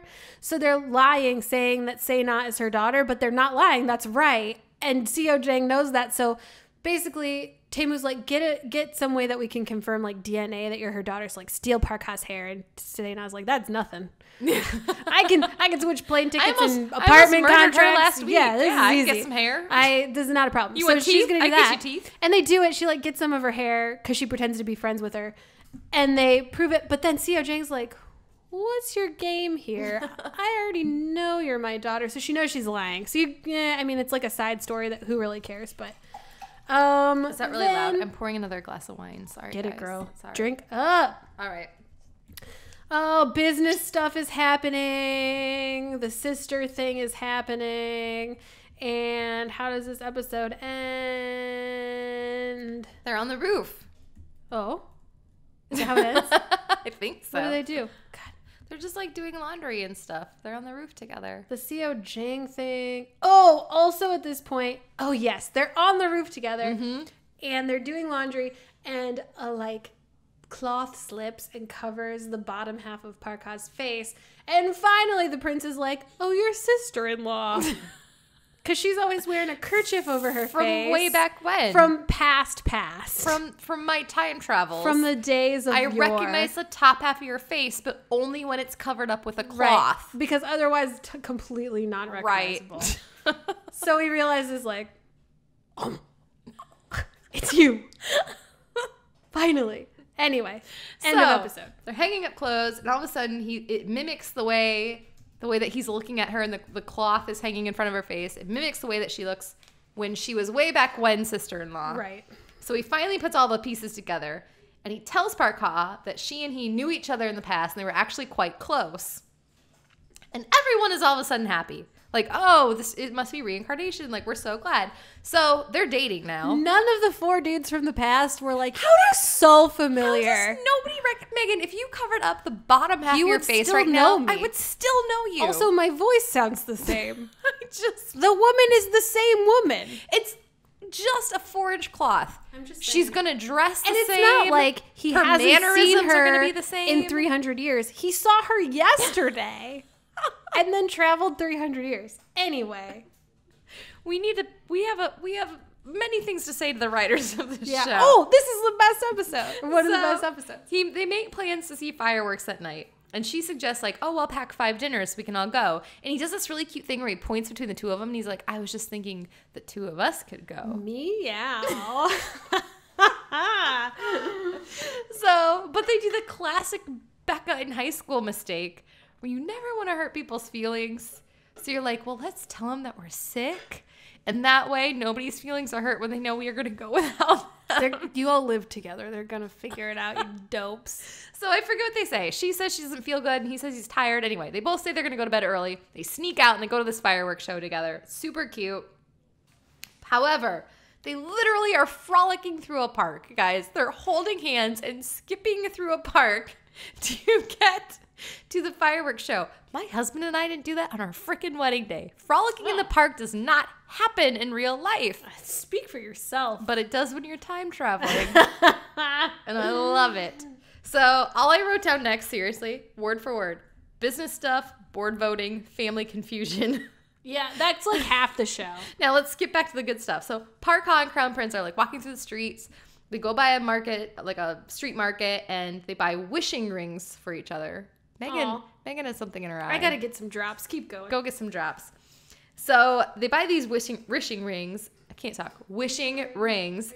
And he doesn't want to wear them. But she tells him that dating couples wear matching rings a lot. So he's like, oh, okay, I guess I'll do it. So then they go back to their tree, bench in the tree, and they're all happy. And they're talking, and they're like making plans of a future. And then all of a sudden, guys, and I need to wait for Megan to get back from dropping drops in her eye. It's allergy season. He starts to fade away. He's sitting right in front of her, and he starts to fade out. He's like going invincible. If you're in Photoshop, the opacity is being lowered to 0. We're doing technical terms now. The graphic designer me is very happy at that. And the term. Megan in me is like, what's that? What is that? Sounds cool. So he's fading out right in front of her eyes, but he doesn't know what's happening, so clearly it doesn't hurt him. Mm-hmm. So when he finally like comes all the way back to his full self, she hugs him so tightly because she's so afraid that he's going to like disappear. And Crown Prince decides, now that he knows that he's disappearing, that he needs to take care of the real Taeyang before Taemu gets to him, because he now all of a sudden knows, oh God, the real Taeyang's still alive. Right. So he's going to figure out I'm an imposter. So he plans this like bait and switch where he hires this team of people to go steal the real Taeyang and take care of him, probably back in New York. Like, let's go back to the scene of the accident. Knows? Yeah. And so then he sneaks into the hospital bed and pretends to be unconscious. So then Taeyang comes and he FaceTimes in all these people. And in the middle of this FaceTime or VLive or whatever form of technology they use in South Korea, he pretends to wake up, and in a very like weak and shaky voice, he's like, Taemu Hyung? And then the episode ends. Which I like to call this the Godfather episode, because it's like that scene in The Godfather where they're trying to get Don Corleone like hidden from the rival mob. It's so much like that. It's so much like that. Like the ding dongs are like wheeling the real Taeyang out on a stretcher to get him placed somewhere else where he's safe, and then they're like switching the beds and they're also trying to beat each other down the hallway. I didn't remember until I went back and looked. One of the minions dresses as a female nurse for this. Is it the courtesan one? Yes. Why don't you just dress up like a man nurse? Like, what does it matter? Because that's not as hilarious, Becca. What's funnier than drag? Nothing. Because it's amazing. Yes. So, all right. They Godfather the situation. They do. Then they also have this moment where he realizes he's still wearing the couple's ring, which will give him away that he's not really Taeyang, so he's to like hide his hand, and that's important. But they think they've tricked him. Meanwhile, Park Ha's home, like, weeping. She's sad because they were together and he disappeared in front of her eyes. Right. And then all of a sudden he's like, oh, shoot, I have to go pretend to be the real or the fake, whatever. I have to go pretend to be Taehyung in Chicago. So she thinks he disappeared. She thinks he's gone forever. So she thinks he's gone forever, so she's upset. So, which, okay, I'll give you that. That's fair. So anyway, he finally comes back and she knows that Taehyung is coming and she doesn't know if it's the prince or if it's Taehyung or what. So she watches him and he walks right past her. Also, he has glasses now, so maybe it's not the same guy. You guys. We love the glasses. He has Park Yoo-chun wears glasses. They're good ones, too. Why does that make a man more attractive? So much handsomer. I don't get it. This was the era for me because this was one of my first K-dramas where I started Googling my favorite Korean idols wearing glasses. Oh, do you know that it's a rabbit hole. You're never going to get out of that. Only don't do it. Favorited search in my Google is Jungkook glasses. Why does that do it for me? I don't know. Just every now and then I need to see it to like purify my soul. It's that an airport. It's like airport photos. Airport fashion. Oh my gosh. Whoever is your favorite bias for whatever, whether they're an actor or a K-pop star, Google their name and airport. That's all you need to Google. It's wonderful. And it's just paparazzi shots of them walking through the airport. And it is the hottest thing I've ever seen. It's like, besides suckers or glasses. Right. I don't understand why I like it so much. It's like an emotional controlled burn. Like when you just need to like cleanse your soul. It's like, but be in control. Actually, of it's so funny because Sarah and I, another one of our friends we've made through the podcast, we're also having this where you go through these phases of like really specific weird Google searches. Because I told her about my Jungkook glasses, and she had one that was like G-Dragon. Oh God, what was it? It was really funny and great. Like a thing that was like, yeah, I would totally look that up on Google. But like you go like maybe G-Dragon at award shows or something. And it's just like, yes, you get into these habits. You're like, I need to see more very specific photos. Of this. Anyway. But yeah, hey, anyway. Guys, Merry Christmas. Yes. It's your bias's name in airport or your bias's name in glasses. It's going to be for the best. And then if it's not an emotional control burn, it's just like a burn. It's a warehouse fire. Go for the sucker. Go for the sucker. It'll burn down everything you've ever known about yourself. Or we're going to get to it. Go for the Adam's apple. It's coming. It's coming. Apple. But anyway, he comes back to time traveling. She's like, I don't know if it's him. He walks right past her, no recognition. She's like, well, crap, my boyfriend's gone. My boyfriend's back and you're gonna really be in trouble.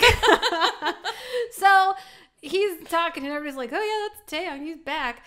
And she's sad, but then he like reaches in his pocket and pulls something out. And when he does, something comes rolling at Park Ha, and it's the couple ring. Aww. So she realizes he's just playing the part to confuse all the business people. Business is calling. And Taemoo thinks this is the real Taehyung. And he gets a fax sent by the prince, who's now in the room with him. Megan, go back for the millennials. What is a fax? Oh, guys. Long ago. Like back in the Joseon era. We had these things called fax machines.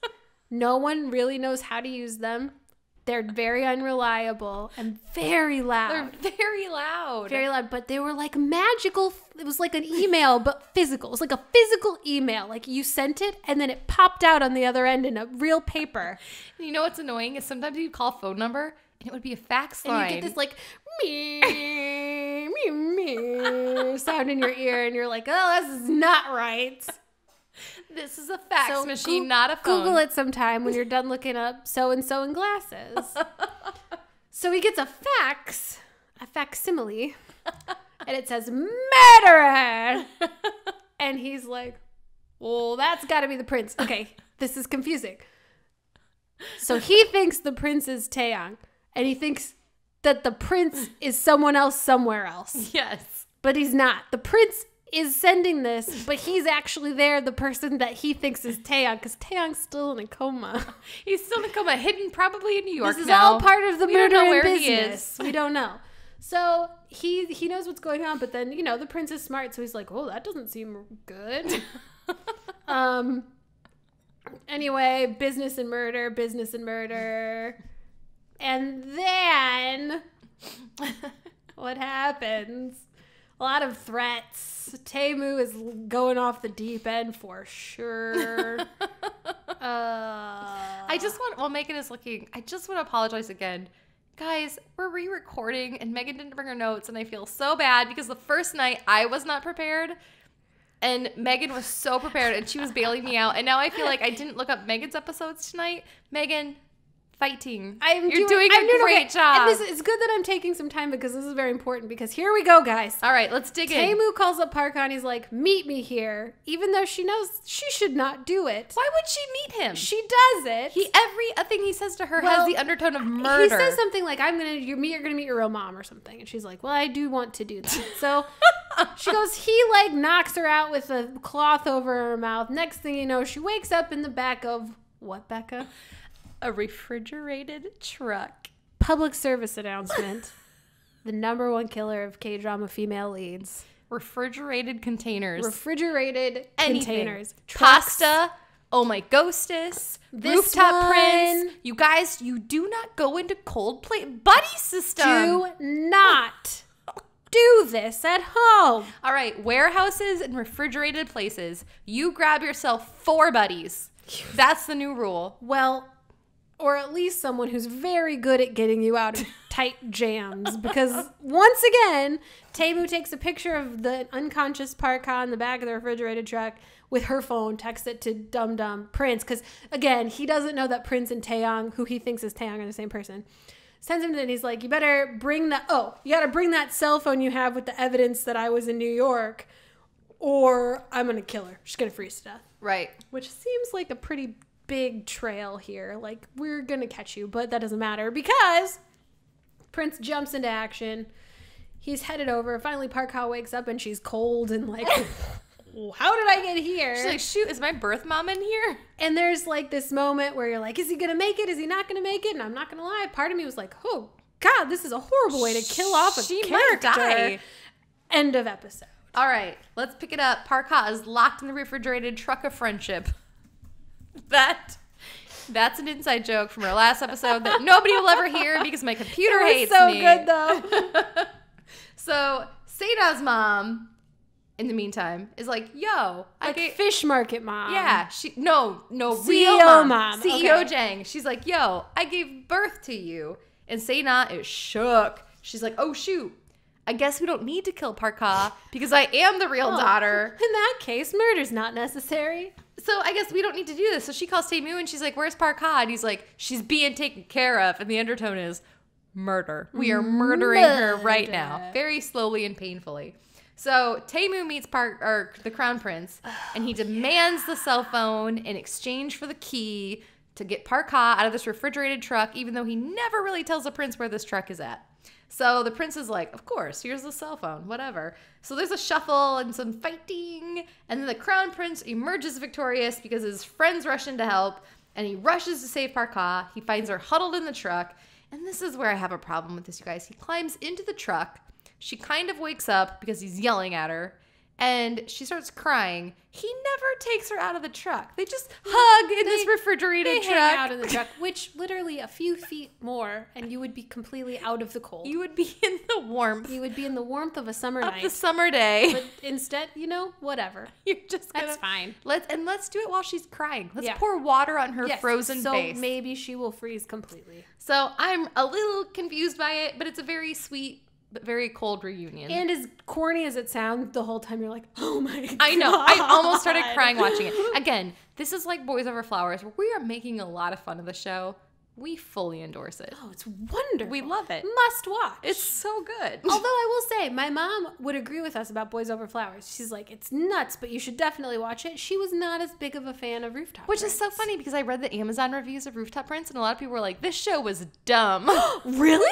Yes. Are we confused? I don't know. I think we just buy into the drama. I loved this I show. thought it was so great. It was so fun. Again, it's like we said this, I think, last time. The chemistry is so good. I would hang on for whatever you throw at me. Yep. I'm fully on board. Same. You take this train wherever it's going. So the next morning, she wakes up and the Crown Prince is still by her bed, which means he's been there all night. Because again, when you sprain your ankle, you buy ointment. But when you freeze in a truck overnight, you stay in that truck. You just go home. And then go home. No doctors need to see you. We have blankets. You're fine. I'll make you some soup. Stop being a wuss. You're good. So we did say this in the last time we recorded this. props to the makeup people. Yes. Because after the fire and after she freezes, she looks terrible in the, like, you're still a beautiful model way. Stunningly gorgeous. Like, in an annoying... But, like, very cold. Yeah, I believe that you were cold yesterday. So he insists on making her breakfast. You guys, again, I'm so glad that we're re-recording because I went back and watched this today. And she's like, no, I'll make breakfast. So she gets up to make him omu rice, which is like a whole thing Everyone's in the show. favorite thing. And he kisses her and he says, quote, are you ready for goosebumps? He says, if you don't shut your mouth, I'm going to shut it for you. Okay, real quick. I fully feel like when I watched that, I was like, oh, yeah. But then I'm like, if someone said that to me, I would slug them. I'd be like, this sounds like the undertone. Pop them in the nose. The undertone to that is murder. Yeah, you're going to kill me? But then he says, if you don't, then he kisses both of her eyes and it's very sweet. And she like closes her eyes and he kisses her and he goes, if you don't close your eyes, I'll close them for you. And I'm like, oh, threaten Kill me more. You again. I am so not romantic because, again, if someone did that to me, I'd be like, get out of my house. Honestly, if my husband did that to me, I'd be like, gross. Ew. Like, gross. Go home. You've had enough. But in the show, I was like, yeah, oh, the show's God, like, yes. oh, finally. So anyway, we're cruising through, almost done. The Crown Prince plays the part of Taeyang then, takes care of her, but he meets Taemu for lunch, and they arrange, the Crown Prince and Park Ha arrange for Park Ha to show up, because Taemu knows that when he was in New York, the Taeyang met Park Ha. So he goes to the bathroom, and Park Ha shows up at the table and sits down, and they have like this cute back and forth about like, oh, I know you're playing this role or whatever. Then Taemu comes back, and he's like, this is wrong. Like, if this is really Taeyang, why is Park Ha here? Because, you know, they both know that I was in New York. Yes. So Taeyang, or the Crown Prince, says, I saw this woman walking in and I thought, man, she looks familiar. And she thought I looked familiar. And it turns out we met each other once in New York. Isn't that crazy? And Taemu starts like sweating and doing the eyebrow open eye thing where he's like, oh, this is wrong, but I can't murder anybody in public. So he immediately calls Sena and he's like, go to grandma's house. There's a laptop there that was Taeyang's. Steal it because I think there's a photo on there of me when I was in New York and Park Ha's in the picture. Go steal that laptop. So Sena runs to grandma's house. I don't know why. Finds the laptop. She turns around. Grandma's standing out there glaring at her. Grandma saw the picture and knows that Taemu and Taeyang were in that picture. Grandma's starting to put the pieces of the puzzle together. So she reaches for the laptop. Sena rips it away and runs away. And guess what happens, guys?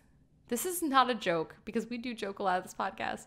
Grandma trips and falls down the stairs. She dies. And she freaking dies. And Sena watches her die. And then, like, just again, walks Sena's out like, of the house. should I'm gonna go.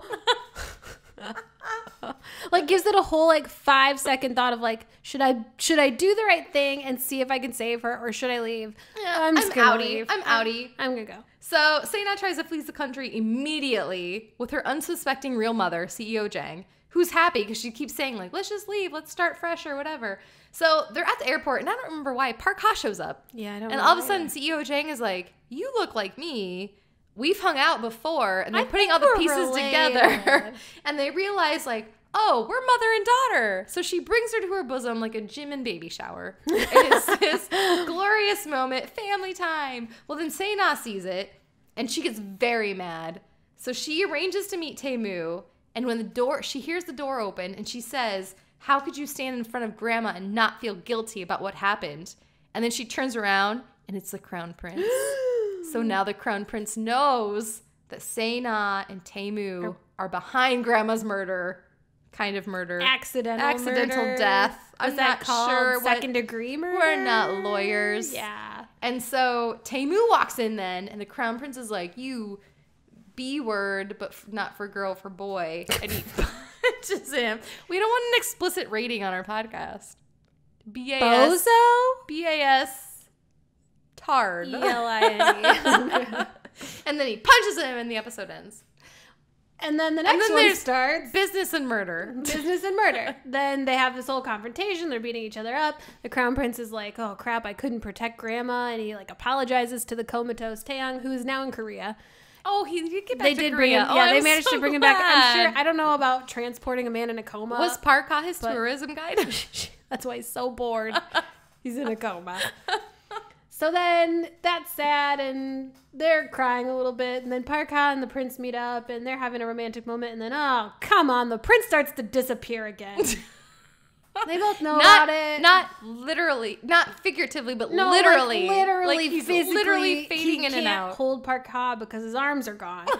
So then they have this beautiful moment where he's like, I think the whole reason I time traveled was just so that I could be with you and meet you, and that's what this was all about. And they're like, yeah, that seems good. And then there's business, and so the lawyer calls a meeting to be like, we're gonna read this will. Everybody knows what's gonna happen at the will, so he gives them a preview, and he's like, Taeyong's gonna get the company, but there's an important caveat. Yes, very important. Like bolded with Yes, asterisks. like there is one thing that could ruin everything. Taeyong has to be physically at the will reading. and not fading in and out. Not fading in and out. And Not present. saving anyone from Yes. a refrigerated truck or a warehouse fire. Yes. He has to be there to get the inheritance. If he's not there, guess who gets it? Taemu. That dumb Taemu. Of course. So- the one who helped murder The Grandma. one who's behind her death, essentially. So anyway, Taemu's like, this is easy. This is the easiest thing I've done this whole time. Which he also is like, I've tried to attempt murder 30 times in this show and failed every time. Why didn't I just think about framing him for a crime? But this one I will try to do. So they like frame him for a crime while the prince and Park are off trying to find a black box to prove that Sena and Taemu were at Grandma's when she died. But they get back and the police are like, you're under arrest for this crime. And he's like, I didn't do it. And they're like, yes, you did. We found money in your car and that's it. That's all you need. So they put him in jail and he's like, well, I'm going to be in jail when the will is read. That Taemu is a genius. And Park Ha comes to see him in jail. And for some reason, the prince starts fading in and out again. What? And he conveniently fades out in the jail cell and fades in outside the jail cell. And nobody sees that? There's They no aren't guards? concerned. It's honestly never, no one follows up with the fact that he broke out of jail. It's over. That's it. So he goes running and he gets to the will reading and everybody's happy. And there's this whole side character we've never even introduced who he's like, take over the company. You're a good guy. And that's all happening. And now Taemu's like, I've had enough with you. Well, the prince is like, no, because look, we can prove you killed Grandma. Here's a video. And he shows him and Sena. And Sena's like, it wasn't me. He's like, It was Taemu. He's like, it's 2015, not 300 BC. we're not idiots. Anyway, this is all happening. And then Taemu and Sena are like, what are we going to do? We better kill him. And then Naturally. Sena does this whole like, oh, Parka, I'm such a failure. I'm sorry. Like, I've been wrong this whole time. And like, in Sena's defense, she cries a lot and you feel like maybe we were wrong about this girl. But then we're not wrong about her. She grabs Parka's phone and is like, meet me somewhere, and texts the prince, and then he shows up, and Parka thankfully figures out that they're gonna kill him, and they're driving a car at him, And then we go into episode 19. something happens. So, all right. Sena is wrecked with guilt. Taemu seems unfazed. Taemu tells the crown prince, like, if you give up your inheritance... Okay, I'm sorry. I need to go back for a second here. Did we forget what happened? Yes, I'm jumping right past what happened. So, they're at a lake, and they use Parka's phone to lure the crown prince there. Right. And they're like, hey, we're going to just run him. We're going to run him over, and he's going to fall into this lake, and we're going to kill him. Which, like, Very similar to the pushing him off of a yacht in New York City, right? We're still confused as to why he's in Chicago. you want a Anyway, lemon cookie? I'm good, thank you. Neat. Megan's offering to share food with me, you guys. This is friendship at its peak. This is my Tupperware from my lunchbox. Friendship at its peak. So anyway, they run this car at him. Parka shows up just in time, pushes him out of the way, which I do not understand the mechanics. Maybe we should try this next time you come over. Wouldn't you, if you're running Reenactment. at somebody and you push him, wouldn't you both fall out of the way? You would think, but also, They've screwed up murdering him so many times. This literally seems like a foolproof way of murdering him. Like, you can't miss him with a car. You cannot miss him with a car. But they do. But they miss him, and Parka pushes him with all of her might, running full speed. But the second that she pushes him, she comes to a dead stop, standing upright. She must be a brick wall of a person. And she is standing facing the car. So Temu hits her. She goes flying into this freaking lake, ends up looking face down in the water, and she's just floating there, which I have so many issues with being a lifeguard. Number one, you would probably drown. Unless you're holding, I don't know what kind of oxygen you have in your body to keep you afloat while you're dead. But anyway, It's an long story important short, visual. it is. It's the same symbolism as when his princess died way, way, way back when. I forgot something important like 2 episodes ago. What? No, you didn't. The prince realized if Sena now is a jerk, the princess is probably a jerk too. Oh, yes. It's a small thing, but he has this realization of like, she must suck also. Yes. Sorry, continue. Good side point. So, anyway, the episode starts. She's floating in the water face down. Not looking good. He's on the ground. He looks up. He's looking at the car. I'm not sure why. He just knows his girlfriend was hit. But also, by now, shouldn't we know that you cannot kill Parka? It's physically impossible to kill Parka. So he jumps in the water and he's holding her. And it really is it's a Becca moment. It's like he realizes how much he loves her and how he regrets not telling her And he it's loved her as too much. late. And it's too late because she's dead. Well, he thinks she's dead. She's not really dead. Of course not. So he's clutching onto her and he's crying, and it's a man having a tantrum, which is like another thing that I just love to see in my dramas. Sorry, really? Oh, God. I love to see a grown man sobbing his eyes out in a drama. More so than a woman. When a woman does it, I'm like, grow up. You're 30. I'm yelling at the screen like, pull it together. So, anyway, she goes to the hospital. What has happened here is that her liver was so badly damaged in this hit and run, she was rendered swimless, as we said. Rendered swimless. As we said in Boys Over Flowers. She needs a liver transplant, which we only have one liver, but I think like she needs a partial liver transplant. I'm confused. I feel like sometimes they make the most complicated choices where they could have made a much simpler choice that was easier to explain. Like a kidney transplant where you have 2? Or like just like blood. Yeah. Just like She needed just blood. needs a transfusion. Immediately. Bone marrow, But maybe. they're like, no, it should be part of her liver. It should be her liver. Yeah. So Sena is now wrecked with guilt. And the crown prince is like, hey, you're sisters. You could give her liver and she could live. I guess that's why it needs to be. Yes. something. But bone marrow would probably work in this seems situation. easier. So she's wrecked with guilt. Temu is unfazed.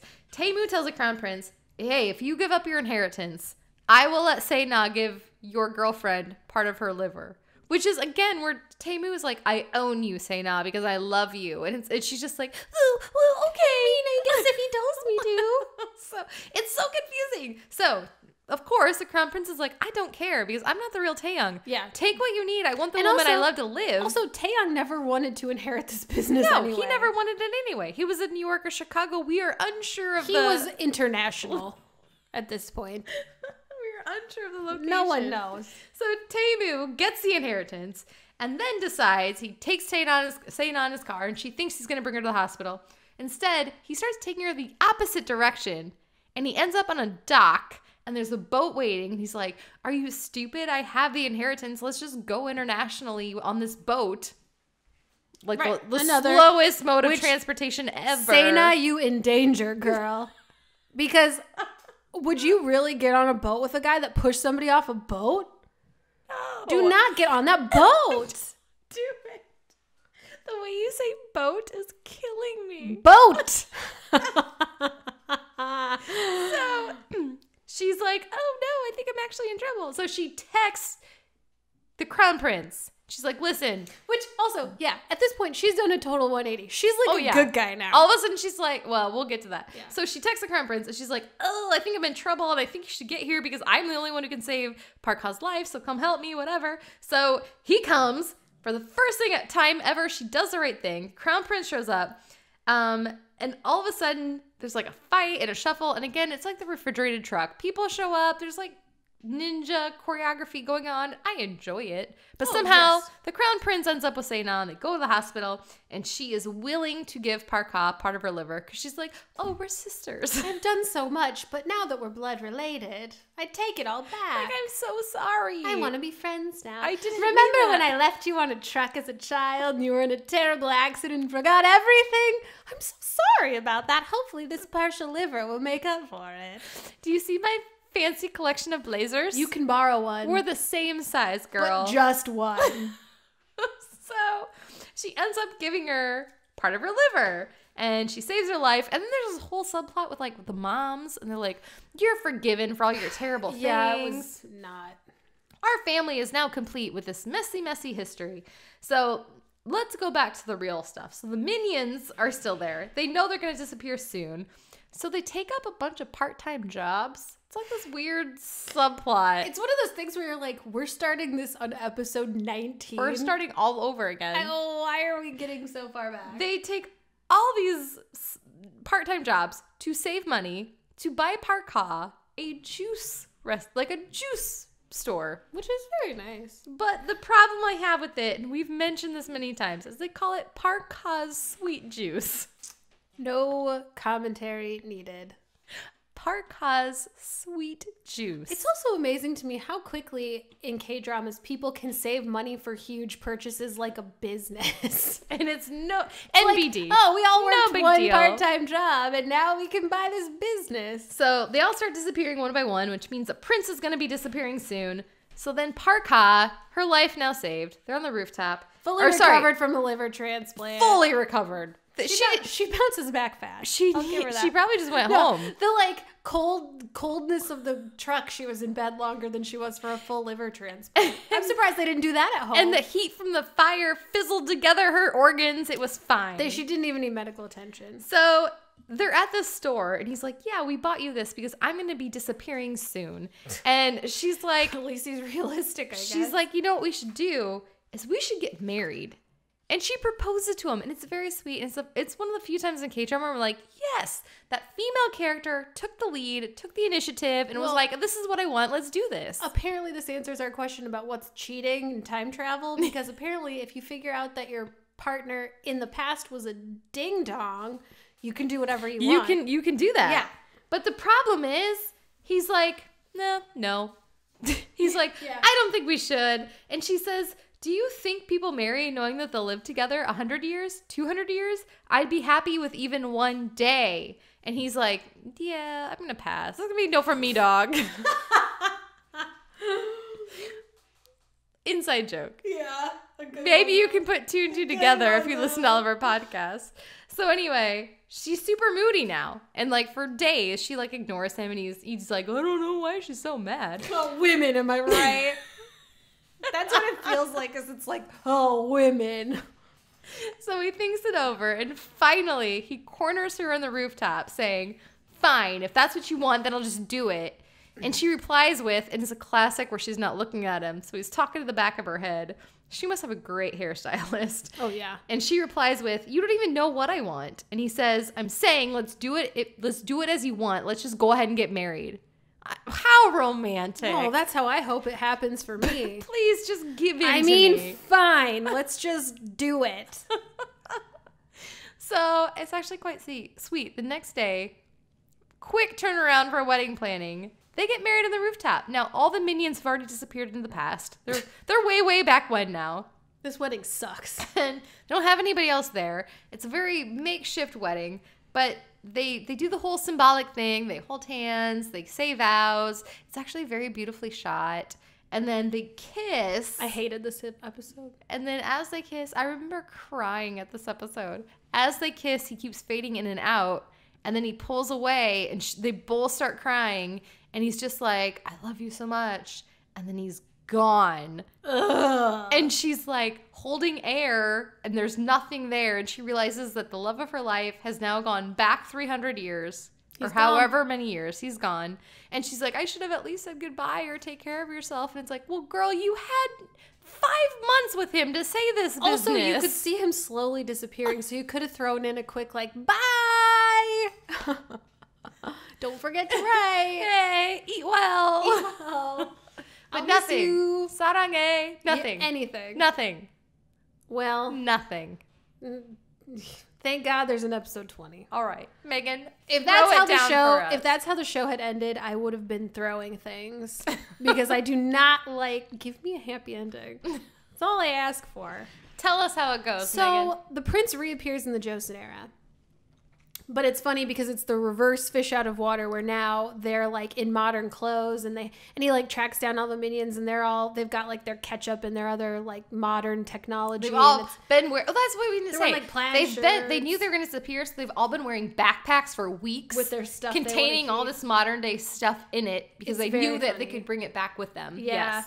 They like locate each other and then they realize, okay, well, now that we're back, we have to stop this murder, the princess's murder.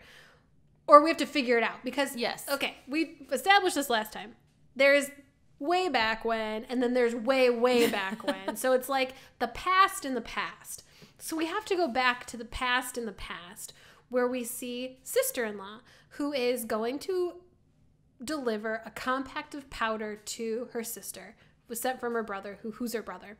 We So don't know. sister-in-law is Parka, Parka, sister-in-law Parka. and she's bringing it to The Sena. princess who is Sena. Sena. And so this is the day before the princess's murder. And the prince asks sister-in-law / Parka a riddle. And he's like giving her 24 hours to come up with the answer and she hasn't thought of it yet. They're like having a great interaction because obviously they really like each other, but they'll never tell anybody.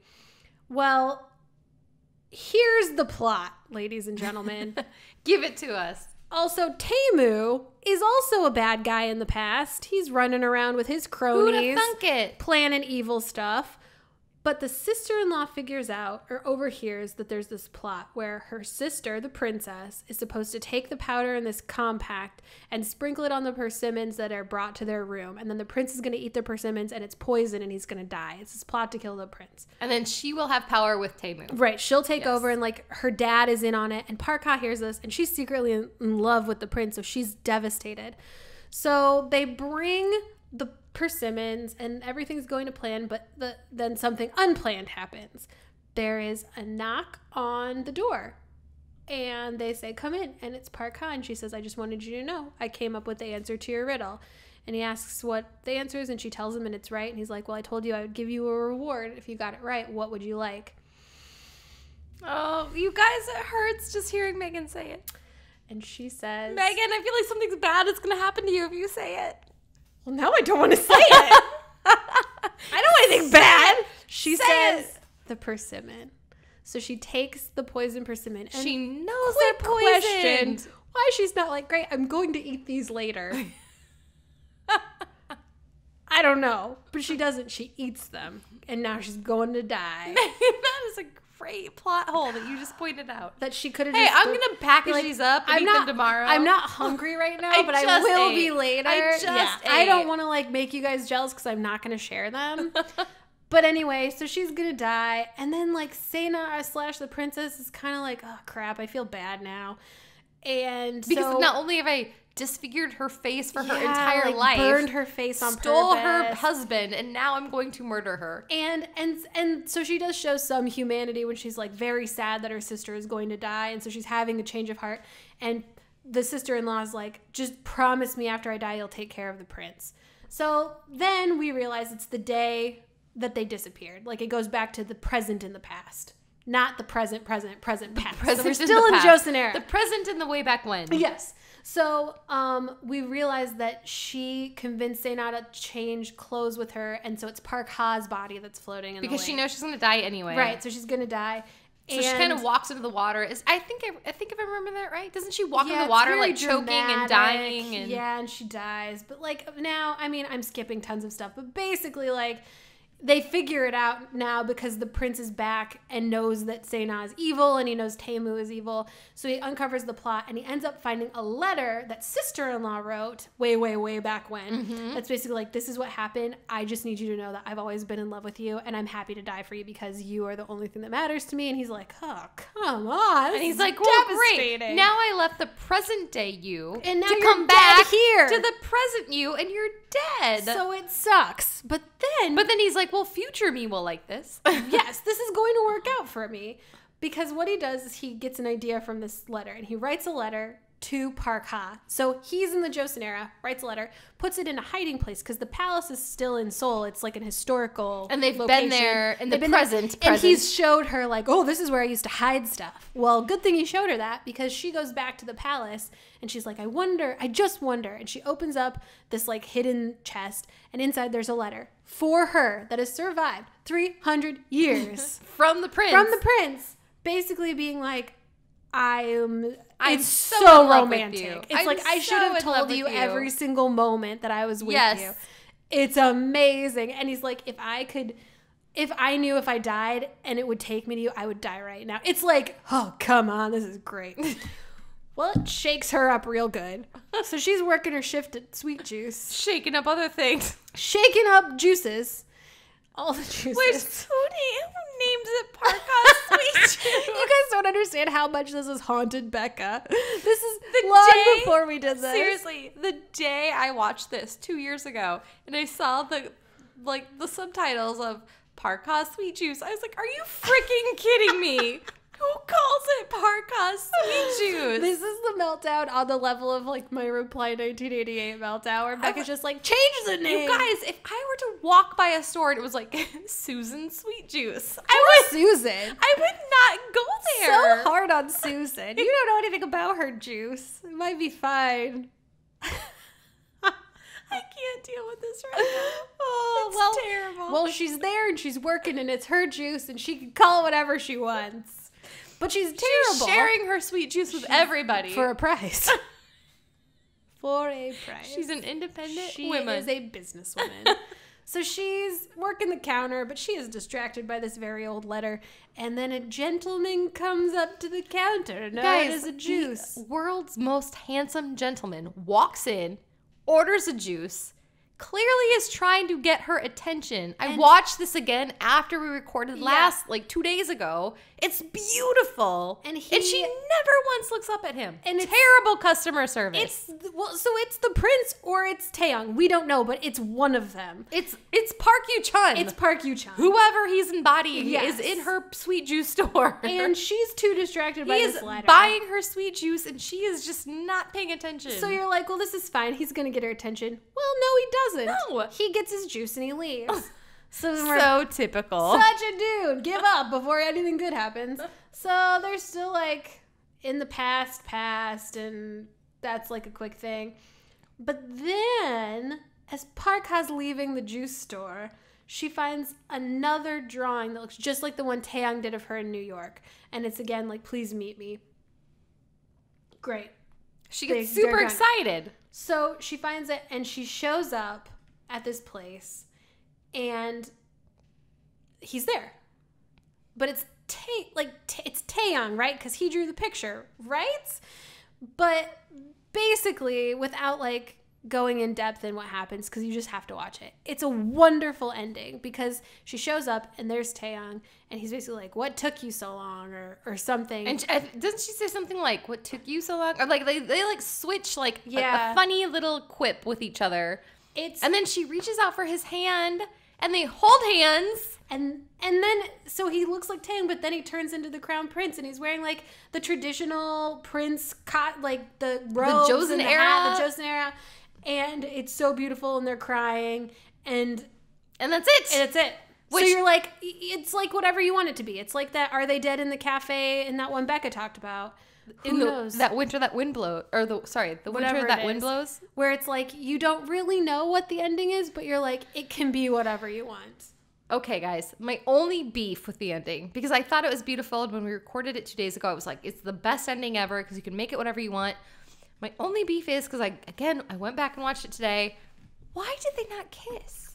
Good question. They It just ends gaze with at them each other. holding hands, and he's in the past and she's in the present. I'm like, so is he like reincarnated? Which Are they we've both reincarnated? Already established that they have some steamy kisses, so it's not like they're not at that level. Park Yu-chun, I don't get. Yeah. But I'm fine with it. I forgot there we was no still last fully kiss. endorse this drama. Yeah, Go watch it. yeah, Anyway. but Okay. don't expect a kiss at the end. Yeah, spoiler.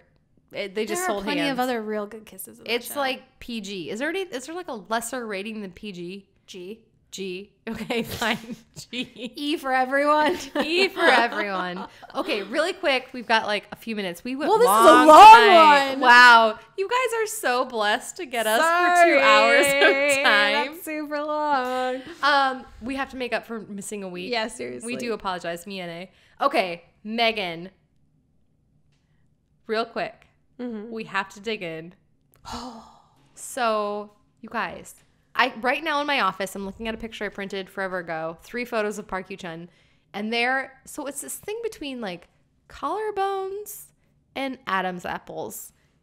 It's a very real thing. Megan and I had a really amazing person in my in-laws family die a few years ago. And we were at the funeral. We went home. It was a very sad day. And, like eventually it's like you can only eat so much. You can only be sad for so long before you have to like distract yourself. Or we're all in the living room. The guy started watching sports. So I started just like looking at my phone, and I was watching Rooftop Prince at the time. Thank God. And there's this whole thing I like stumbled upon about Park Yu-chun's Adam's apple. And I didn't think much of it. But somehow it was like a Google search of like Park Yu-chun's Adam's apple, because then I was like curious as to why this was a thing. And there are like websites devoted to Korean idols' Adam's apples. Not just Park Yu-chun's. There are many out there. Another example is Park Hyung-sik Yeah. Park Hyung-sik. from Strong Woman Do Bong-soon. And then Ji Chang-wook has one devoted to his Adam's apple, which... Well, and after Becca pointed this out, I realized that there are a lot of close-ups on throats where it's like just their throat. Just their throat. And then they're drinking at like a perfectly straight angle so that their neck is like stretched as far as it'll go. And I guess like subconsciously I must have noticed it in the past. But until you ran across that website, I was like, wait, you're right. Is this a thing? There's like an Adam's apple fetish out there. And okay, so our thing is, do you get it? Because I think Where it's did you one of those say things that? where, It's the elbow of the neck? It's the Adam's apple. It's the elbow of the neck. Where did you and read here's that? the That's thing. so funny. I made it up. That's so funny. 'Cause that's Oh what it my looks like. God. If you were to zoom in on somebody's Adam's apple, like fully exposed with their neck, it looks like an elbow on your neck. And yeah, But we like- Googled what it is, and I read the technical description It's when we just recorded on cartilage Tuesday. in your face or in your head. It doesn't. I mean, it like protects your larynx or part of Yeah. your vocal cords. But here's the thing, guys. I'm not kidding. On that particular day, and maybe it's just because the higher power in the universe knew we needed to laugh. I just didn't think it was a thing. And I was like, who would find an Adam's apple sexy? But like the more that I know about it now, and especially in this drama, Park Yu-chun's Adam's apple and his collarbones are exposed Constantly. 24/7. They're like the convenience store of your dreams. Just always open for your Open all viewing. the time. And I didn't get it, but now I'm like, Kind of into I it. kind of get it. It's the sucker of the throat. It's the sucker of the throat. I told Becca, for me, it was like, I've never noticed an Adam's apple in my life. Unless Ever. it was like awkwardly protruding or Yes. something. Never noticed one. But then when somebody mentions it, it's like eyebrows, where you're like, I've never noticed eyebrows. Why do you keep saying that? Because then now you I'm start staring to at your think eyebrows. about eyebrows, and you're like, why are there little strips of fur on your face? Just right there. Like, how is that real? That's such a weird design. And now I'm so nervous you're looking at mine. Your eyebrows are great. Don't look at my eyebrows. But that's the thing, is it's like the Adam's apple, the eyebrows. What else? Like ears. weird feet. Okay. Where you're like, we I also never have thought different about it. ears. Yes. Your ears connect fully to your face, Isn't where that supposed I to have mean like something? a loop. Yes. Or it's like when you notice somebody has a mole on their face, and you're like, well, they have tons of moles. Like, I have 5 or 6 moles on my face, and I like never noticed it until I noticed it. And I'm like, I'm covered in these puppies. Which, quick side story, we're going to come back to the Adam's apple really fast. Have you seen, you showed me, there's a video of Yoongi from BTS. Sorry, it always comes back to BTS right now. Which I can't even believe we didn't talk. Their comebacks tomorrow, and I'm getting up at 4 a.m. to listen to the song. It's happening, people. So I need to let you go soon. Anyway, I'll be fine. There is a fan meet where a fan goes up to Yoongi and Oh, she's like, yeah. hey, everybody loves your moles, but you cover them up. Everybody loves this one mole on your face, but you always cover it up with makeup. But he's like, what? And then he's like so shocked. And then she leaves. So the next person that comes up, he's like, do you like He's totally confused. He's totally confused. He's like, do you know that I have a mole on my face? And the girl's like, yeah, it's like right here, but you covered up with makeup. And he's even more shocked. So then the next girl comes up and he's like, hey, did you know that I have a mole on my face? And she's like, yeah, it's right there, but you covered up with makeup. So he takes a wipe out. He has like a handler in the back that gives him a makeup wipe, and he removes the makeup from his face so people can see his mole. He legit has a mental breakdown about wait, what is happening? People he's the taking mole a on survey. My face. Yeah. It's so amazing. They're so receptive to that stuff though, because similarly I feel like whenever they ask what's your favorite part of your body, they always say what fans say is their favorite parts of their bodies. Like Jimin is his thighs. And same with Jungkook. Yeah, or his face, or his skin, or smile. Yeah. His lips. Yeah. Well, I mean, he's not wrong. Hey, give the people what they want. He's like, my lips, but only when I'm sucking on a sucker. My entire me. And Jungkook is like, my eyes, but only when I'm wearing glasses at the airport. Oh, it's a deathly combo. All right, let's get back to the elbow of the throat. The Adam's apple. Guys, we're going to post some pictures this week because we want you to vote. I just never got it until, I don't know why it sticks out in my mind of that day. It was like one of the saddest days ever. And I learned about the Adam's apple, and I was like, it's kind of fascinating. I feel like, to me, the Adam's apple looks painful. That's all I can think. I can't think it's sexy because I look at it and I'm like, it looks like it's trying to get out. It's like... Free Willy. We also, last time we were doing this, we realized that whenever we say Adam's apple, we feel like we're being dirty. It is. We should, whisper Adam's apple, which it's completely exposed all the time unless you wear turtlenecks. It is the most obvious part of the body. Unless you're a top from Big Bang. Yes. We can see it all the time. I just never noticed them. Which is funny. I feel like I have never looked at your Adam's apple, and I can't see it right now because the microphone is blocking it. But this is, I told you last time, when I go to work, I work with men. And now all of a sudden, ever since we brought this up, I'm all of a sudden searching for their Adam's apple. Most people, but I also feel very dirty looking at it. They're not that prominent. I don't get it. You must have to be in really good shape for it to have. It's a combination of Park Hyu-chun in this show, well, in every show, because he's a very attractive man, and seriously, Park Hyung-sik is his Adam's apple protrudes so prominently in Strong Woman Do Mungsoon. It's distracting. He's like Michelangelo's. Wait, is it Michelangelo? Who sculpted the David? That's Michelangelo. Yeah. His Adam's apple was sculpted by... Okay. Seriously. Ironically, when you Google Park Hyung-sik and do an image search, the first two photos are him in a turtleneck. Of course. They're hiding that glorious Adam's apple. Yeah, oh yeah, there it is. It's glorious. It makes your voice lower if it's more prominent, is what Wikipedia said. Well, I believe that. Because I feel like Park Hyu-chun... I just don't ever notice it.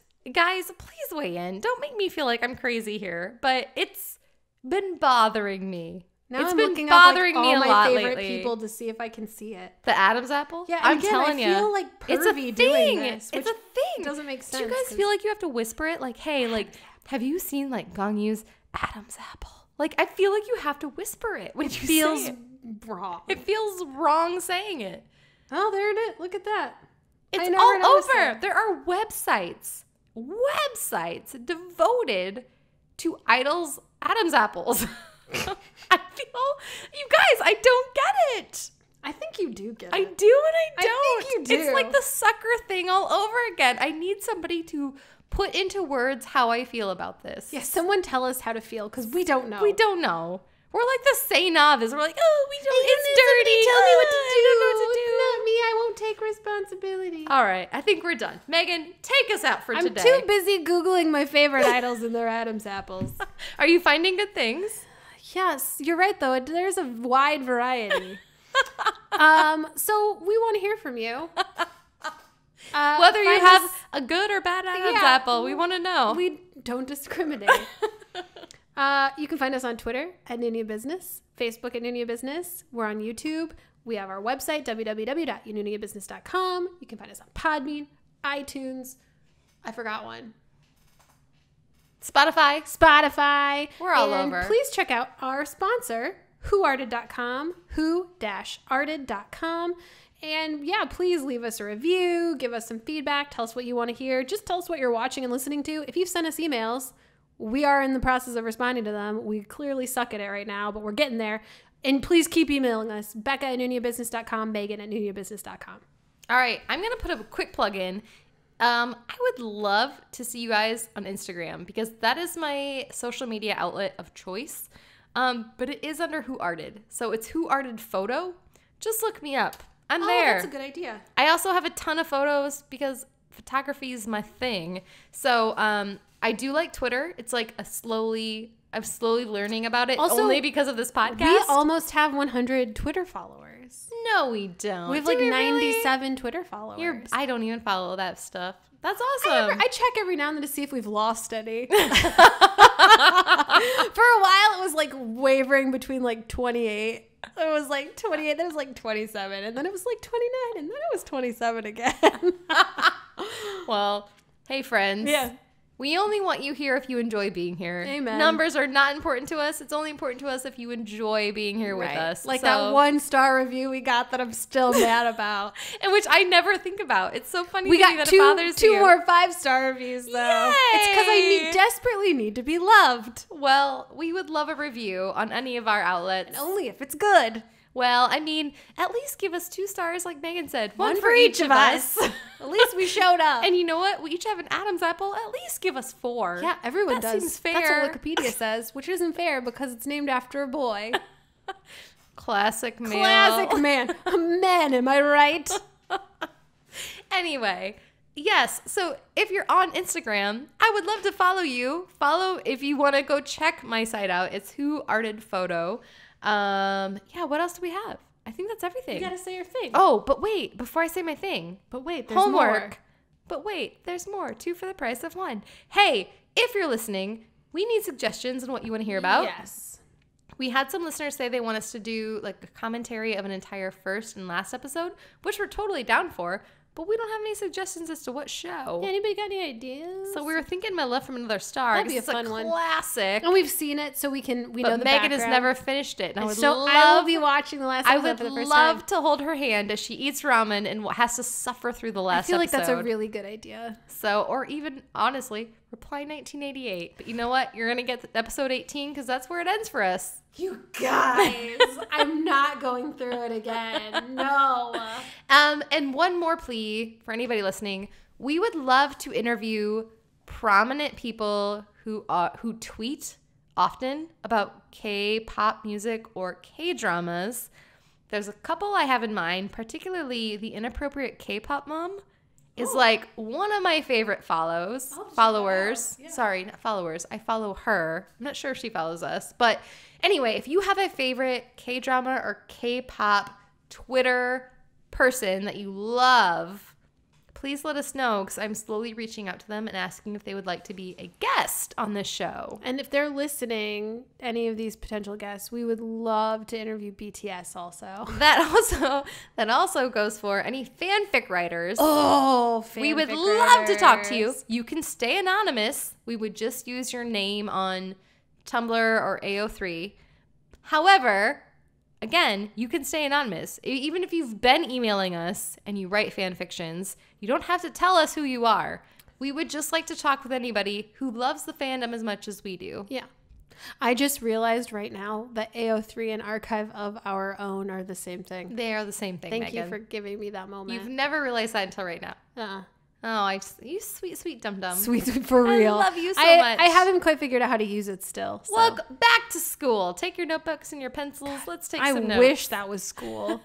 I wish I could spend all day studying fan fiction. So send us recommendations, everybody. And as always, we are so sorry that not only do we have to skip a week because of our nasty schedules, but the fact that we did record previously this week and technology failed us.